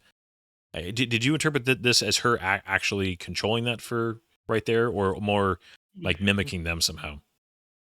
I interpreted it as her being able to kind of for a moment understand and write in their language. That's how I thought of it. Okay. That it just seemed kind of straightforward to me in that way, but maybe it wasn't. Yeah, I'm honestly not entirely sure, but I love the idea here that one of them, with the one like leaves, the other one's like, this is it. I've got to get this up here. This is important. But again, he's just, I say he, like we know their genders, but I have no idea. But this was his story. Yeah. And then I love the shot here as he gets pushed, the gunshots, and then boom. You just tell that something's going down. They really do wait for the last second. Yeah. I love that scene. Yeah, the camera tilting, and it's just good special effects. Yeah. And then gravity kind of helps him a little bit. And then they really dwell on that, don't they? Yeah, they really do. But So they really do long. turn that into a hinge point. I mean, would you call this? Is this a 3-act structure, this story, or does it kind of not follow into that general structure? I think it does. If the first act is slightly more abbreviated than the majority of first acts. Because would you call like this kind of the pivot point to the third act right here? Yeah. No, very much so. Yeah, and the third act out with this kind of pseudo action sequence or peril moment. Yeah. That kind of changes the status quo. Suddenly things get more dangerous. The stakes are upped, and the timer has started. Yeah. That's kind of what signals a third act. Yeah. Notice they did not. I mean, you hear the gunshots from their perspective down through the ship, but they never even show you like a shot of the soldiers down on the ground shooting guns. Like they never even give you that shot. I mean, from a distance, I think you can see one kind of subtly, but again, that this movie has, that's not what it cares about showing. Yeah, which is a huge self-control. Yeah. On Villeneuve's part. Well, maybe even not Villeneuve's part, but self-control on the studio's part, I think. I think that the studio would sit there being like, no, throw in an action sequence, give us some guns, give us some violence, and he's like, nope, we're keeping it. We're keeping it just from her perspective. This thing's written like a Harry Potter book almost, in the way that nothing happens that we can see outside of the perspective of the main character, with the exception of the first Harry Potter book. Mm. Funny thing about the Harry Potter series is that you never see anything that isn't seen by Harry himself, except in the first book. Okay. I think you've told me that before, but okay, so yeah, we have this shift to like, all right, you guys can't just come on board whenever you want now. But we've also given you what you need. You guys are on timeout. Yeah. But they also gave us, why does this feel worse? But they have that big kind of dump of information. There is nothing else that they need to give us. They've given us everything we need, and now it's on us to kind of finish this. Is kind of how I perceived this. Yeah. I'm standing back. Like, they really just go in for that, like, CIA thing. Just everything the CIA does is just bad and evil, which, sit there and say that's not true. There's, yeah. I think that there's definitely some good people that have worked in the CIA, and I definitely love, like, Clancy's world. But there's also definitely some real truth to the idea that organizations that always work in the secret are kind of always destined to end up bad. Yep. Also, too, this is an actor. I mean, this is a guy who he plays, kind of Asian man quite often. But he's great. I mean, he's a good actor. He's played a lot of different types. He's played like the hard ass, military type. He's played the grieving father. I mean, I remember, gosh, this is a weird reference. I remember him back in Rush Hour back in the 90s. That he was like the dad of the kidnapped daughter, and he does it well. I mean, I remember in Jack, he was in 24. He was like the guy that like captured and tortured Jack Bauer at one point. But he, even though as much as he's one of many anyway. Yes, as much as he's cast kind of generically a lot, he's also just great.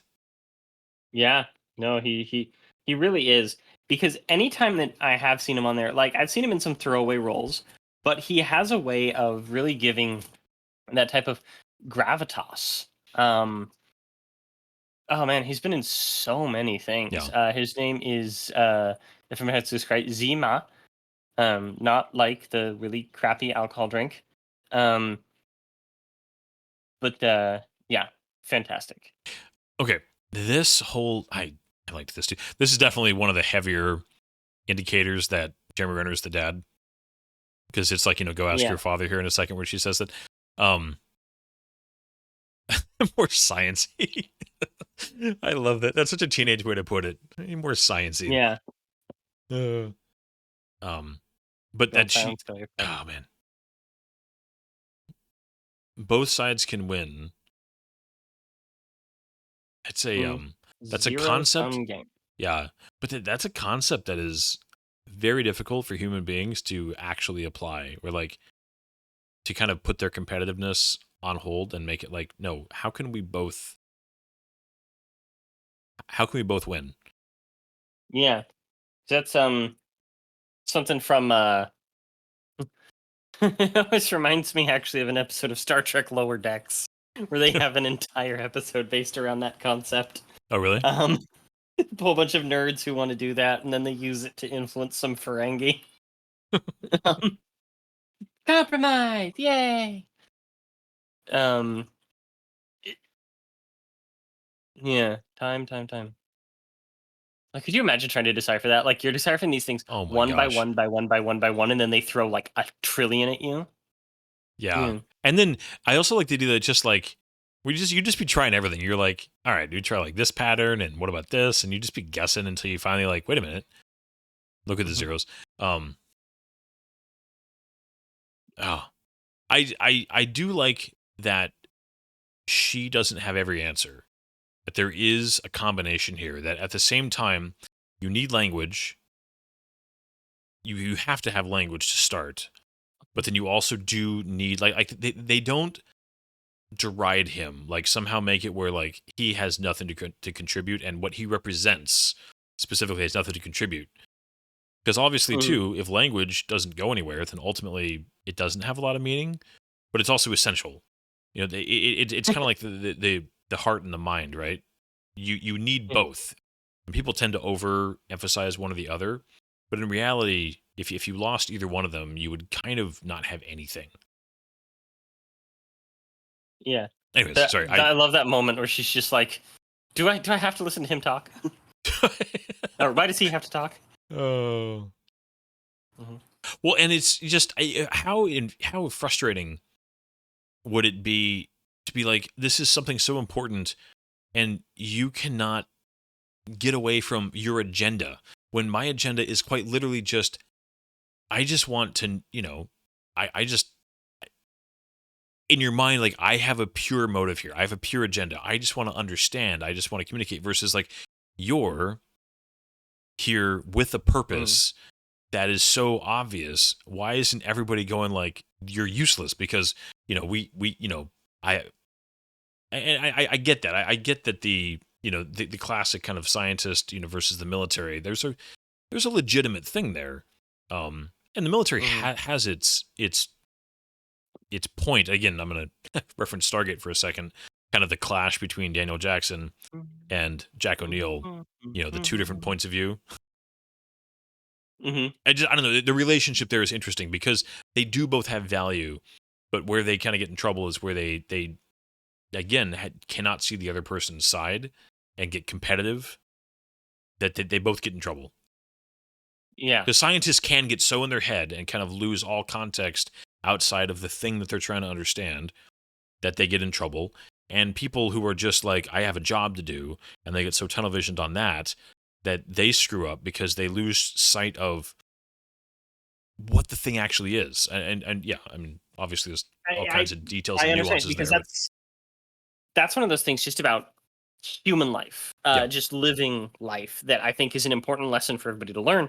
In that no one person is going to have all those answers. You're going to have people who are just like the give peace a chance, non-violent, complete pacifism hippie versus somebody who's just like, no, there's evil in the world. You have to like treat everything aggressively. You have to be ready to kill anyone you meet. All that stuff. When the answer is often going to lie somewhere in that middle, yeah, um, between the scientist and between the soldier, between the pacifist and between the paranoid, the combatant, I would say. yeah, And I I was just got distracted because I love how this music sounds almost yeah, it like is. the heptapod wallowing. Yeah, Um, but you're right. It is. It's again. It's talking. It's collaboration. It's understanding each other. It's trying to look beyond our own bias and points of view, and take more in than ourselves. I mean, all of that ties into only within that happening will you actually arrive at something meaningful and true. This was a little weird to me. Okay, this is one of Yeah. those scenes that I remember in the movie going, like suddenly this thing just dropped, like drops a turd. Suddenly this thing just like drops this cylinder, and there's no discussion about it. Like, oh, look what it's doing, and she's just there to walk in. Like, was there a setup here that I missed? Well, she But she it's just she kind she of a saw very it coming. yeah. She had like a dream. Yeah. I don't know. It's just Well, and I think it's that all strange. she's starting to understand. You know what I mean? Like she's starting to understand that she's seeing things that are happening. Like I mean, the movie hasn't told us that yet, but I think in hindsight, the one part where I think the CG struggles a little bit Yeah. with her hair here. By the way, um, Mm. It's impossible to do good hair in this type of thing with like that white light. yeah, I'm guessing he gave that over to the CGI people, and they're like, "What the hell?" they rotoscope all that, just like. Right? Anyways, I do appreciate, by the way, this is a subtle thing, but her wardrobe is very appropriate. That she's just working. She's grabbed some, some BDU pants and just like, she's been here for a month at this point. Yeah, they're just Yeah. working. She's not like, you know, still like heavily made up wearing girl clothes, and even like her makeup is super subtle. Very very. Like you almost would think that she had very little on. Obviously, she does because she's on camera. But you know what I mean? Like they keep her looking grounded. Mm-hmm. But Yeah. yeah, and his Logograms. That's what it was. The lettering of the alien language is referred to as a logogram. okay. I was trying to remember that word this entire movie. What do you think about the just that it's all still like a fog? They never really show you like on this. Is it just you just take it as just the atmosphere? Or do you take it as like a choice also just because they didn't kind of trying to show it in any more detail would have been like anything would have been unsatisfying. I immediately am thinking about in Close Encounters of the Third Kind, Steven Spielberg Mm-hmm. kind of didn't want the shot of the inside of the alien ship because he's like, there's nothing I could show the audience that would be satisfying. Yeah. And so like this is like this kind of maybe part of it was budget, but part of it also was just like there's nothing that would actually satisfy what an audience would imagine that their side of it would be. Yeah. That's an interesting silhouette right there. Yeah. There's something looming. One of the design choices was apparently Grim Reaper-ish. That's supposed to be very Skull-ish, that scene. Well, and also kind of But I think statuesque. that it was, I think that it was a choice to represent both an atmosphere and a mysteriousness, almost something that we equate with like death, like the afterlife, almost like you die, you end up in this almost like bright heavenly place, kind of like this. Yeah. Up until this scene, I was having some trouble because I'm not a fan of surrealism. I find it to be clunky and often just used to cover up concepts that someone can't explain very well. But this thing here, like I started to like it around this one, and I kind of started to understand like where they are, what they're doing, that she's not having some kind of grand vision, that it is her mind is changing and she's able to perceive things that others can't, and that's kind of like what makes her special. Yeah. Well, and the fact that this is the first time the movie's giving their language subtitles is, obviously it's very obvious that it's like, okay, she understands, but the context is still missing. Like she can. Mm-hmm. I remember. Sorry, I'm thinking now of Star Trek 4 when the humpback whales and he's like, well, can we? He's like, can we communicate with them? Can we replicate? It's like, well, we can do the sound, but not the language. It would just be gibberish. Just, that Spock's trying to explain that in a tiny, line to Kirk of like, and even here she's still, like needs the context for the words because she's still learning, obviously. I love the little bit of vibration on his neck there. Sounds like my stomach. Yeah. Yeah. Because So go ahead. Oh, just funny thing about this that always that was really interesting when I was researching this movie was the whole thing about how the original author had this Albert Einstein quote in mind while writing this, which was the distinction between the past, present, and future is only a stubbornly persistent illusion. Mm. And this is her brain in learning the alien language is now being able to see through the illusion that is time. No, I love it. Yeah. Oh,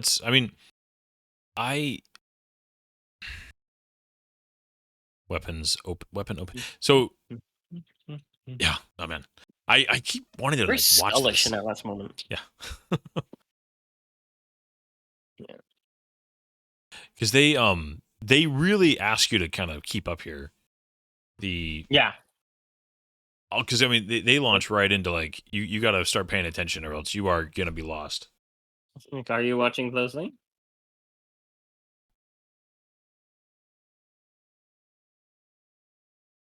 Oh yeah, there I am. I'm just watching it again. I'm guilty of it also. Themselves, they had actually thought about making the ships discs, but they didn't want like the classic flying saucer look, so they put them on their side, but it still looked kind of weird. So instead, they did It's a contact They lens. elongated it into an ellipse. Yeah, contact lens. That's like the first like real up close tank you've seen there. Like, what are you gonna do? The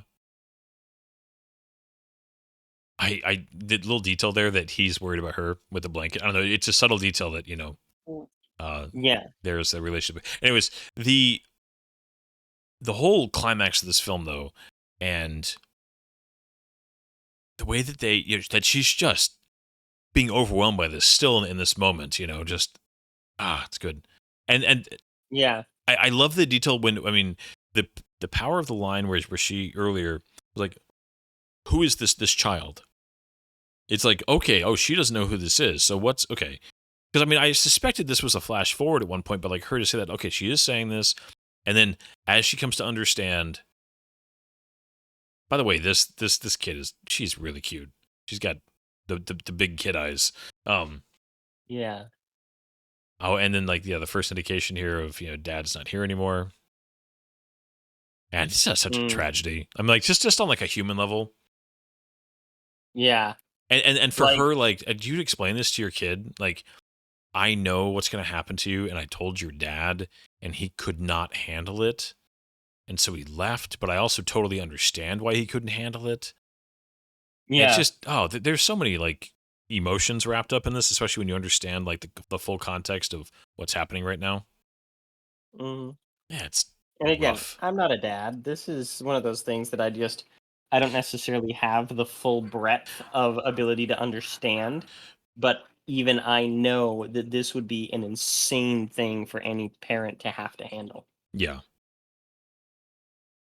And you could not put this on your kid. You know what I mean? Like I would fully. Yeah. I don't know.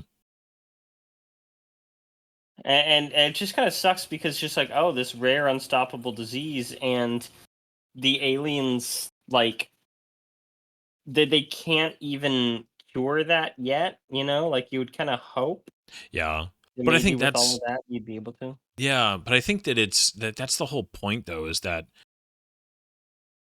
it you're not meant to go and fix something. You're not meant to like, well, you're just part of the story and how you respond to it.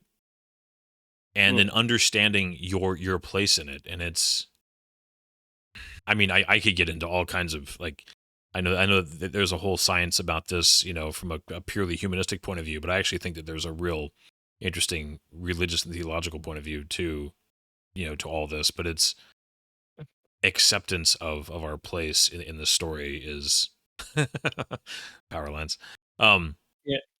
It's What do you it's- think it's at that powerful. the moment where she's just like, I just realized why my husband left me, and she's like, I didn't know you were married, and it doesn't happen yet. Like, do you think that would come up later in their relationship? Oh yeah. Yeah.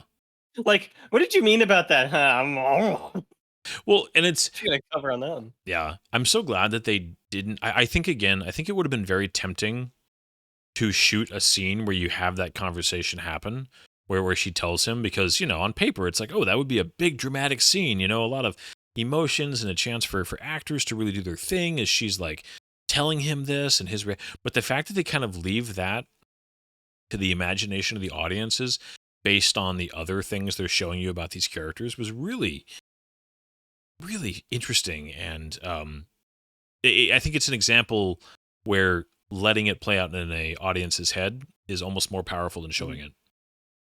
I also don't think they wanted you to hate Jeremy Renner's character. Well, They yeah, don't 'cause- want him to be weak, because he is a very interesting and strong character. You like him. Very Yeah. good at being likable, just Jeremy Renner. yeah, But like, it's I think that would be a very difficult scene to shoot and still have you feel sympathy for him, because he is essentially he essentially abandons his child because he can't emotionally process the fact that she was born to die. yeah, and that would be because you're right. It is much easier to. Interesting transition here as he's teaching it. It would be it's easier to understand and sympathize with that decision in kind of on a more academic level of just like, talking about it versus, versus watching somebody do it. Mm-hmm. If it's alive. If you learn it, this is a great, I mean, this is such an important line to really like, okay, our audience, we're just going to tell you here. The movie really does just lay it out if you're willing to accept it. But I think actually it's interesting. The people who struggle with this are the people who can't accept what's just being told them. And I think people who kind of don't quite get this movie in the same way also struggle with that. It's like, here it is. We're just telling you, just come with us. And instead of like, no, I don't want to. One of the really funny things is that a buddy of ours, who was insisting that it had this huge plot hole. One, Joseph Cordova. I was wondering if it was Joe you were talking about. Because he, for those who know theology, is one of the most staunch Calvinists I have ever met.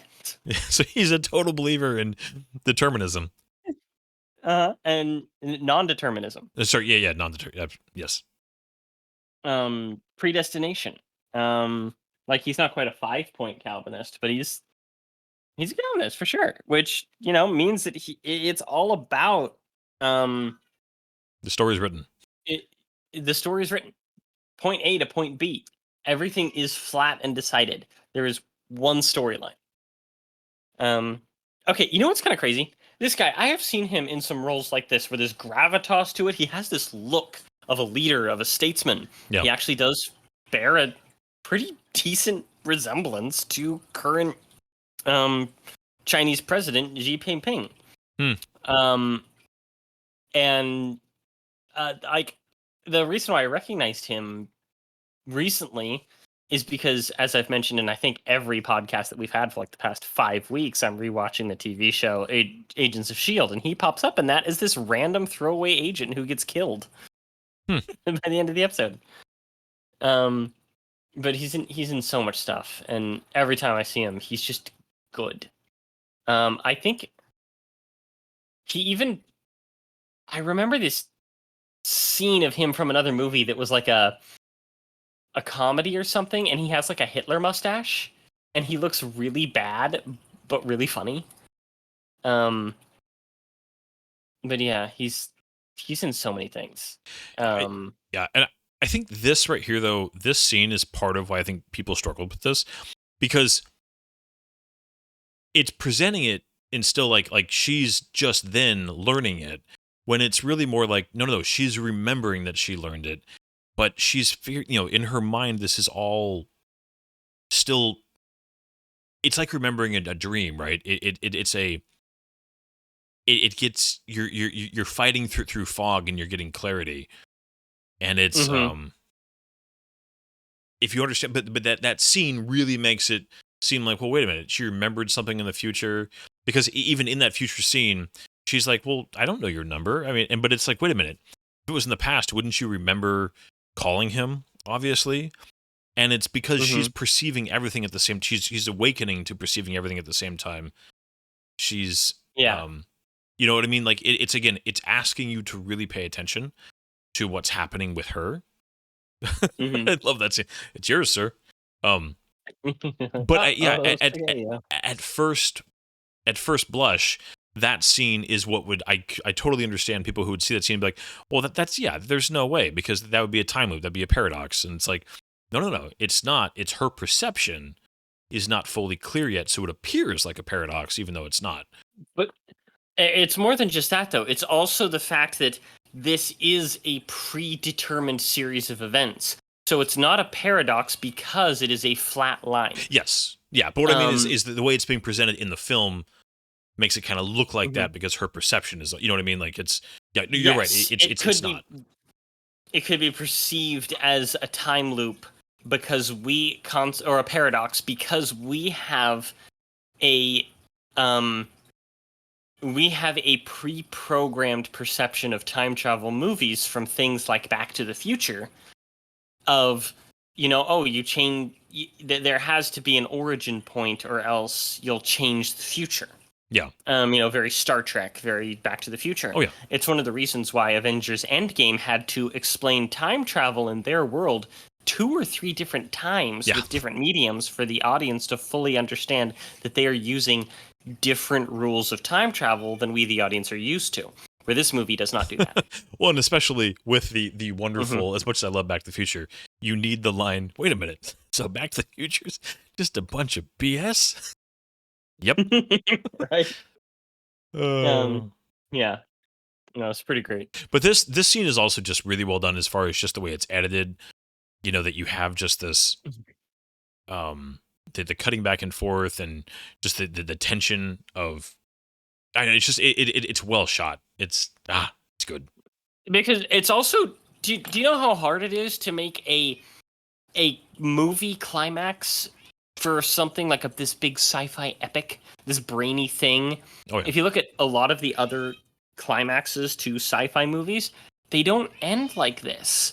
They don't end where the climax is literally the woman in a quarantine tent making a phone call. Yeah. That's your big finale? Yeah, your big finale is also a peaceful finale. Yeah. Like there's tension, there's guns drawn for that brief moment, but there's not an action sequence, there's not a chase, there's not a moment of mortal peril outside of Jeremy Renner standing in front of the guns for her, which I think is a great moment. Yeah, but this shot with this one right here. Oh, I want that poster. But if you wrote the climax to a sci-fi is everybody backs down and nobody gets shot. Wait, what? Nobody gets shot? Like, can't you shoot her in the shoulder and have like a faux sense of like, is she okay moment, or like nothing like that? I mean, again, the amount of restraint by these filmmakers and writers is remarkable. Like, the fact is, if I was making this, I probably would have fallen into that trap. I probably would have had it so that she, like, can't get reception from where she is. So she's being blocked, and she has to, like, climb up a mountainside there next to him. Some kind of faux drama. She gets shot at, and she gets hit, something like that, And then she slips and falls and drops the phone and has to get it, and then she can make the call at the top of the hill. And it'd be easy to... And I think that's where you're kind of... this is an overused term sometimes, but not trusting your audience. Just like, if you tell them a compelling story, man, this is so good. Oh gosh. I love the moment of the ship traveling. Yeah. It was supposed to represent, like, it's not going to warp, it's not jumping to hyperspace, but it's just kind of passing out of our existence into its own. Yeah. Love that. And back to this window, and just, And if you notice the glasses of wine that she's pouring, those glasses were there in the first scene. It's a palindrome. The movie ends. Yeah, right. Where the movie begins. And this is definitely a movie too where this little bit of dialogue to kind of wrap things up. This definitely can be overused or badly used, but I love how they do it here. Just they don't over-explain something, but they give you enough to just have, because you do want to walk away with a sense of some kind of completion of a story, some kind of a bookend. Because I mean, human beings do need that in storytelling, and so I'm glad that they give us a little bit here, just to explain it, but not over-explain it. I feel like they do the right amount here to kind of not overstay their welcome with this. Like, all right, we're going to kind of give you the quick epilogue. Yeah. This violin piece is what I was talking about. It is specifically written so that it does the thing. It's the same forward and backward. It's palindrome. Yeah. Well, I love circular storytelling. I love the idea that, just the cycles of life, and the inevitability of things, and the just reacting to things, and how you handle, and just there's and how we interact with each other our relation. I mean, ultimately, relationships are the closest. I mean, the closest you can get to kind of the definition of a purpose. I mean, as somebody who believes in God, I think a relationship with God is the biggest expression of that. But our relationship with each other is also like when it comes down to it. And good sci-fi kind of gets back to that too, of just that is so deeply meaningful. And I as much as that's kind of romantic, it's also, I think, true when you start just examining existence. Mm-hmm. And that ultimately this movie is kind of about that. Yeah. I don't know. I just it's beautiful. It's the symmetry, the symbolism, the humanity of this whole thing. And yeah, I think Amy Adams, this is probably the most human she ever is able to make a character. That makes sense. Because Yeah. I don't have any real grudge against her, but I agree that she's rarely the reason why I like a movie. Yeah. I think like her acting in Enchanted is absolutely amazing. She's perfect. As a Disney princess-esque character. But so she's like, she is very good. If you ever saw the movie Doubt, she's excellent. I don't know. Yeah.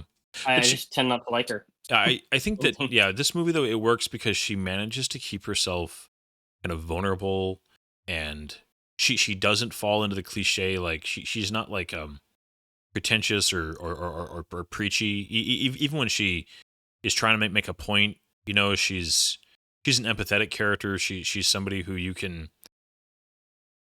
And she strikes a really good emotional balance in this performance. I love this line. I mean, as somebody who, deeply loves his wife, just the idea of what it feels like to be close to somebody physically. I don't know, there's so many. There's a lot of relatability. I think that's the thing too. For a very heady sci-fi movie, there's a lot of just human relatability to this story also. Yeah, well, I think that's the core of it is humanizing this insane concept. Yeah. Because I do kind of hate the line, "Do you want to make a baby?" It just seems weird in the middle of this. It is weird, but at the same time, like that's an actual thing married people like say and talk about. You hit a point where you're like, we're gonna try to do this now. So it is kind of awkward, but it also, I feel like, is somewhat relatable. I guess you're right. Yeah. But is there I love another? that I forgot. No, go ahead. I love that line. I forgot how good it felt to be held by you, because this is really the first time she's ever been held by him. Yeah. But she remembers the future. Yeah. It really is showing her full her full arrival and understanding. Yeah. Yeah, it's pretty insane the way that it does the whole thing. But I was trying to think, like, what would be a more insane example of if you had to come up with a human experience that would more powerfully make you think about how would you react to knowing the future, to being told that you're going to know from the very beginning that you're going to lose your child and your marriage, but do it anyways because it's worth. I mean, like, I'm trying to think of like another. I mean, because I mean, yeah, I think you could go with like, well, something's going to happen to you, but being a bystander to somebody like your little girl or your little boy, I mean, your child. I can't think of a more poignant example, I guess, or life circumstance to kind of examine that idea through. And so it's in some ways it's like, all right, it's kind of you're going for a really straightforward emotional thing there, but it's like, but no, but it's effective. That's why it's almost obvious, and so I don't fault the movie at all for going for something so obvious, because it is that powerful and that relatable to most human beings. Because across culture, also most cultures share a similar. That's one of those things that, like, family and relationships is one of the most cross-cultural things that exists. Yeah. like parents defending their children, parents living and dying for their children. That's that's not just like, oh, that's just for Americans, you know? That's an almost universal concept. That's one of the reasons why killing children is one of the most hotly debated topics in human history. Like, and so it makes the most poignant um it makes the most poignant relationship Yeah. that you could use in this, which is why the author chose it. The movie actually went harder than the short story it was based on. They actually made it kind of more depressing, um, because in the short story, the child dies from I think it was like a rock climbing accident or a car accident. I think it was a rock climbing accident or something. It's not a In this, they're disease. just like, nope, cancer. Yeah. Yeah, it's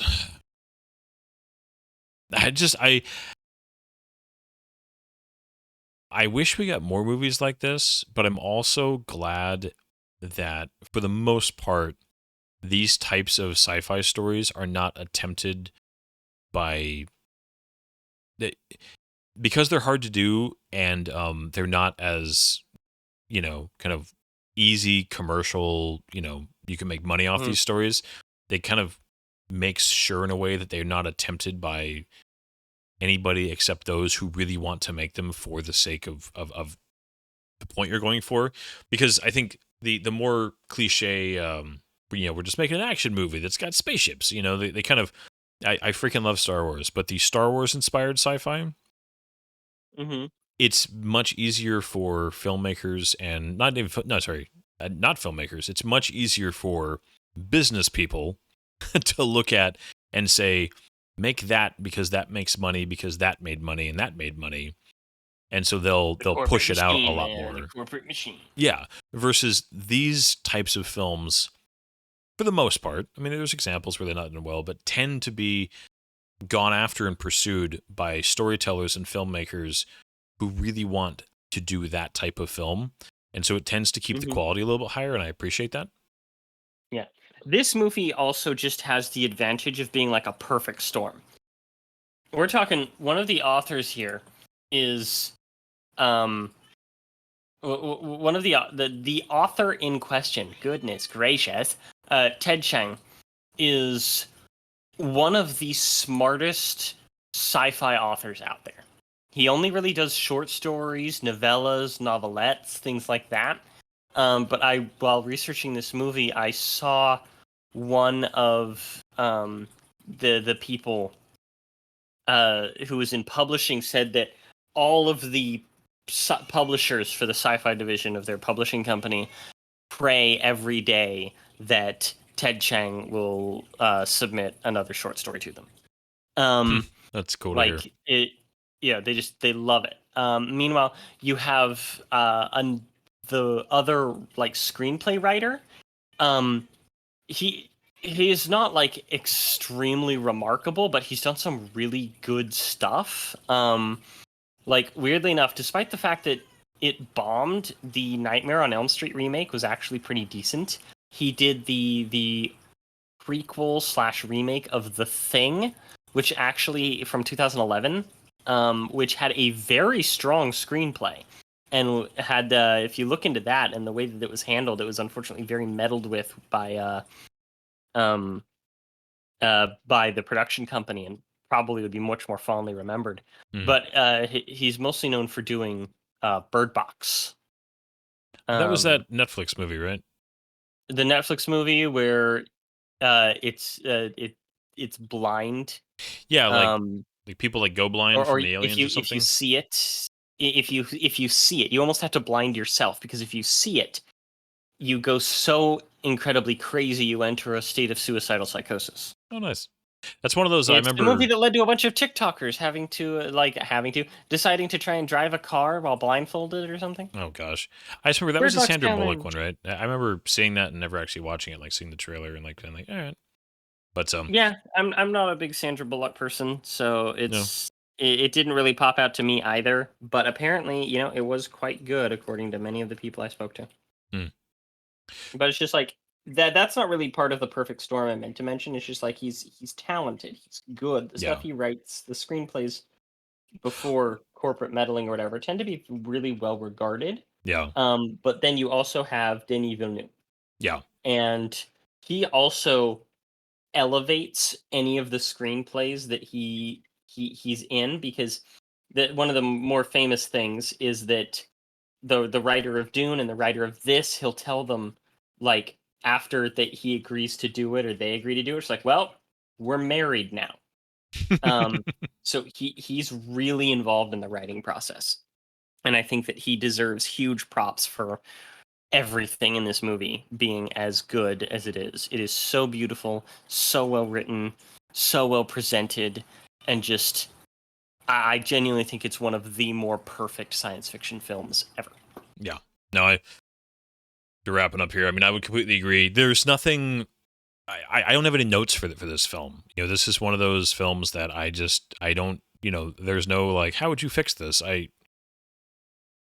This Right? movie is. This movie belongs in a rare club of heady sci-fi movies that very competently and honestly, I also find it entertaining. I find it interesting. Like, the acting is good, the writing is good.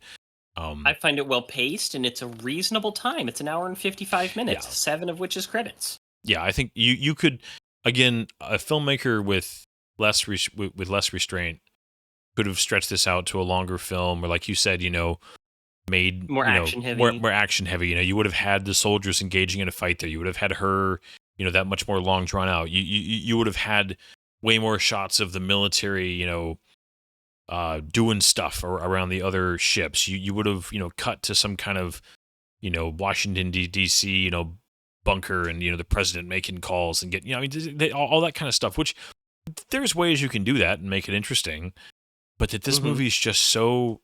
I mean, I'm back to just the splash screen to watch this movie again on Amazon, and it's just the two of them. And ultimately, that's what the movie needed, and it's beautiful. It makes me think. It prompts a good conversation. The best movies I've ever watched in theaters that were science fiction were movies where after the movie we'd end up at Mel's, you know, across the parking lot from the Blue Oaks, you know, theater, talking for another 3 hours about it, you know, over appetizers, because we're just buzzing about it. Like, that's the kind of movie that this is, and I love it. Yeah, I wholeheartedly agree. And just to wrap up, actually, I've already said it. Yep. Everybody should see this movie. This movie deserves to be remembered with 2001: Space Odyssey and Contact. And I feel like it almost got forgotten because it was bookended in terms of time by things as powerful as Interstellar and Dune. Yeah. Like, Interstellar came 2 years before, Dune came 5 years after, and I think that it kind of got lost, and not enough people remember just how incredible this movie is. Wholeheartedly agree. Please see this movie. If you have not watched it, if for some reason you're watching this, or listening to us and have not watched this movie, go watch this movie. Watch it without listening to us first, and then go watch it again while listening to us. But yeah, this has been great, buddy. All right, I am out of here. Everybody have an excellent rest of your night. Good night, everybody. There's doors and corners, kid. If you don't clear the room, if you don't come in slow, that room will eat you.